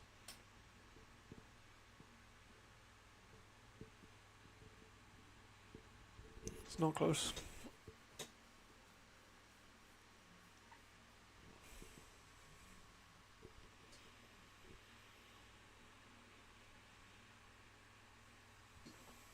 I think the Raiders will probably have the backups come in, I would expect.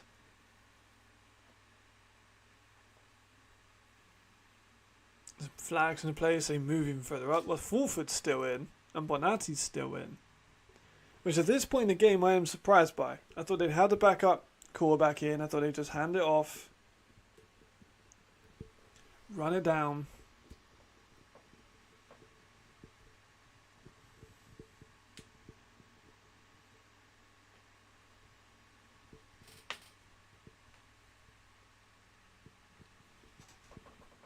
They're starting on the 40. I don't think the Milan team have got to the Raiders 40 in forever. He wasn't down there. But now he did good awareness there to keep going because he was not down. Kind of led on top of the pile for a second, managed to get his balance back up. We got a player down.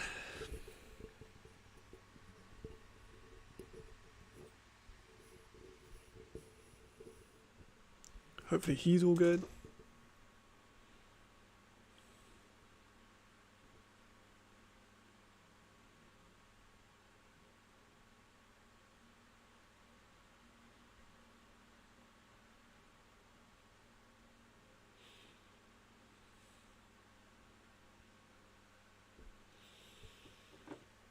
Just injury at the bottom of the pile, it seems.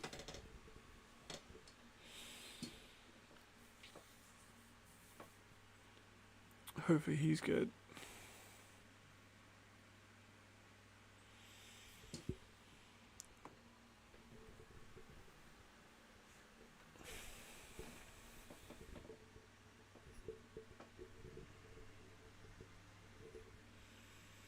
Second and 2.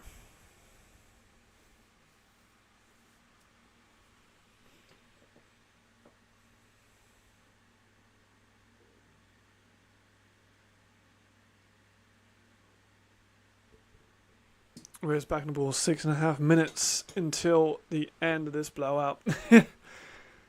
I do love football, man, but this game is certainly over. It's been over for a long time. But now he goes for another big gain. Like, even when they're not trying to get big gains, they're getting ease and they're just walking through them. Milan's defense is tired, it shows. Milan's offense is bad.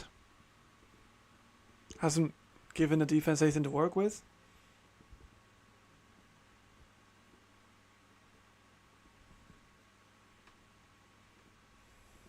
Kind of impossible to really do much out of it. From the Milan defense point of view. They've done alright. I think for what it's worth, the Milan defense has done alright. It's just fatigue and lack of offensive help. That's the big ones.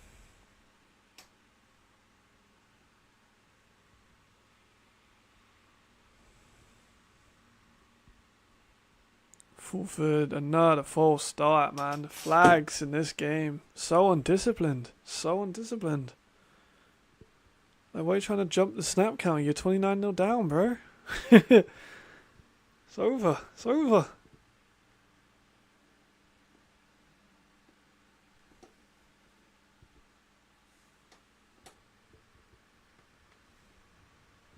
What's they going to get on the Raiders offense?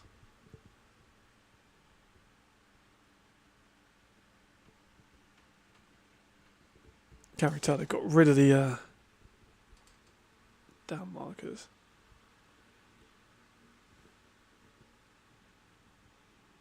Yeah, get on the Raiders offense. They're still going to run the ball though.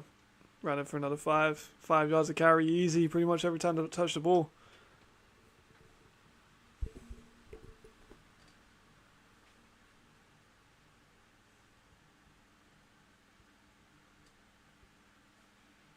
Zach Blair's coming off. Hopefully he's alright. Hopefully he's not too banged up. He's been making plays all over the field. Zach Blair has definitely been an impact player. He's just not been in a situation to succeed, which is a shame. Rainbow by Fulford is incomplete. We have a defensive stop, probably a field goal, which will make it up into the 30s. With 4 minutes 22 seconds left.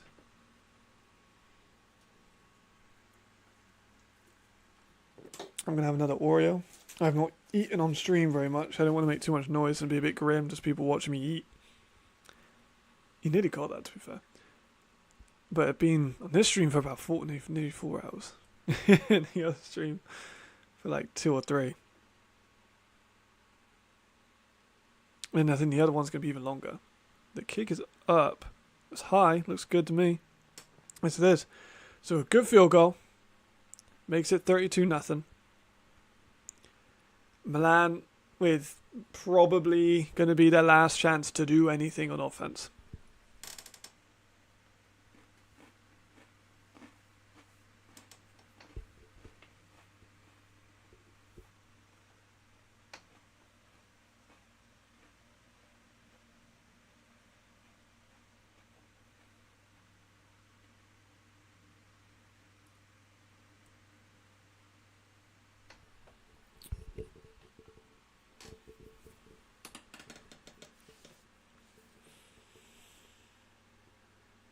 Yeah, I know where you go from Milan. From a schematical scheme point, they're not taking enough passes. They're lacking the number ones I mentioned earlier with Tommy's leaving. Run game, not much, because the offensive line hasn't been good. And Patrick Carr can't just run through everyone. Like, he'll try, but he can't run through everyone.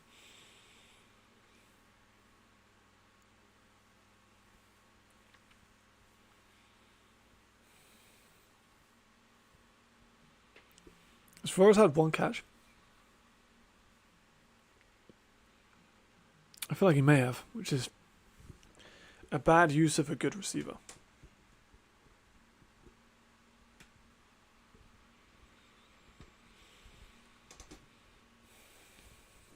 Broncos again. Play action to Muda.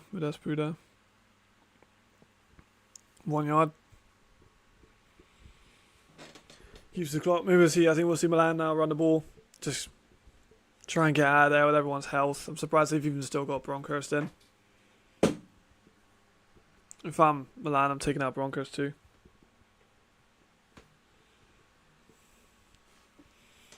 They got 4 minutes. Just let everyone get home all right. I think it's got to be the priority here.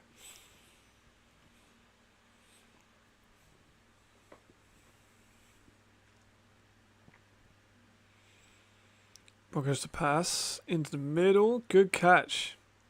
Good run. Good gain. It's Santa Costanillo. I think this. Yeah, it was. That's his first catch of the day, I'm pretty sure. I would like to see the complete number. Obviously, we'll see the stat sheets come out when they come out. I do want to see the pass accuracy.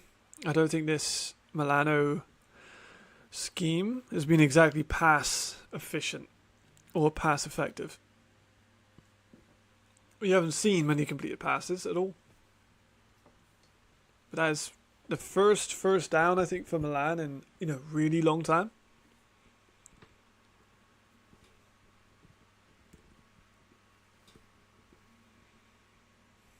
They're going to pass it again to Flores Calderon. Glad to see him get a couple more catches, man. He deserves those. Now, how he's only got 2... Maybe, I don't think he's even got 3. I think that's his second catch. They need to get him the ball more.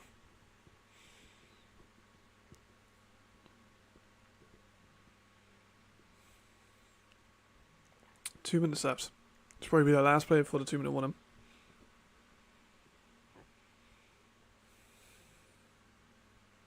It Is Puda stuck behind the line, but is able to maybe get it first if he's lucky with the spot, but I don't think he's going to be.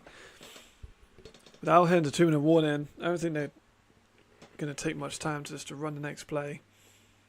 Well, they are going to call an official huddle for it. 2 minutes, 32-0 for the Raiders. This one's finished. Milano just going to try and get something on the board, potentially. If they're able to, is a different story, but they're going to attempt. Fulford's looked alright at times. Drops have been an issue.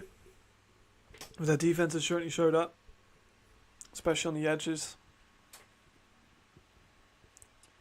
Running game's had success in the latter half when they've grinded the Milano defense down. Like, early they weren't having that much success. But I think I did predict they were going to be quite run heavy a couple of days before the season, which does seem to be the case. Fulford can run, but with Hasselvanta and Bonatti, who are both good backs, I think we're going to see them take a lot of the time, and then when defense get drawn in, hit them over the top. That's my kind of estimate based on what they've done this game. But will they be able to do that against teams with better defensive lines is a different question.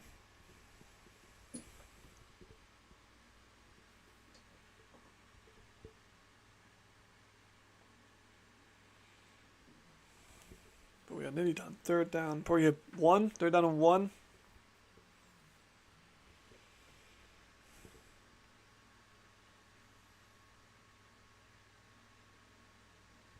Can't be very far. Yeah, they're going to do a sneak play just to get a 1 yard. Makes sense. It's a good call. Keeps the drive alive. No point trying to go for some pass like the... who was it that did that? Was it the last game? Helvetic. Going for that last like 4th down pass like for fucking shits and giggles. At least it keeps the clock moving.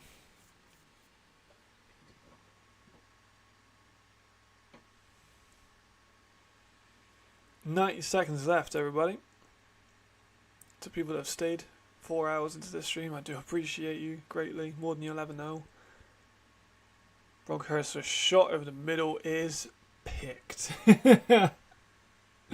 Mensah with the interception. That'll probably do it for Niels now, right? They'll kneel out. Milan's defense is definitely ahead. Yeah, absolutely. Yeah, defensively Milano are good. They've been on the field for so long. They've just been ran over and over and over. They're clearly tired. But the Milan defense is, I think, going to be better against other teams. I think they'll give the Barcelona Dragons a few looks. I think they'll give the Helvetic Mercenaries a couple of looks. It's just they've been on the field for so long.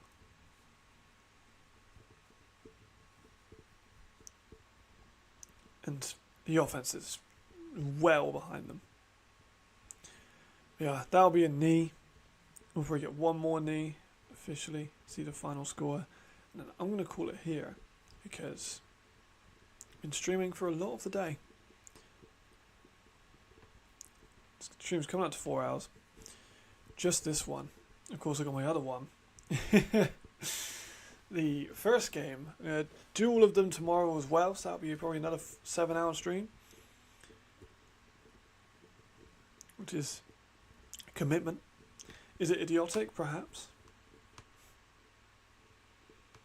But there's 30 seconds on the clock officially, so we might have to get one more knee in. No, there we go. It's going to call it. Alright, we'll watch the last 25 seconds count down because why not? We've made it this far, we may as well go to the end. Raiders 32, Milan 0. A lot of takeaways from this one, but mainly that Milan need to do a lot of work over the course of this week to get that offense up to task because it was not great. Right, thank you everyone for staying and watching. I'm going to go eat some food, relax. Hope everyone had a good time. I'll see you later. Thank you. Always much appreciated. More than anyone will ever know. I appreciate the people that watch these stuff and support me all the way through. So thank you. Goodbye.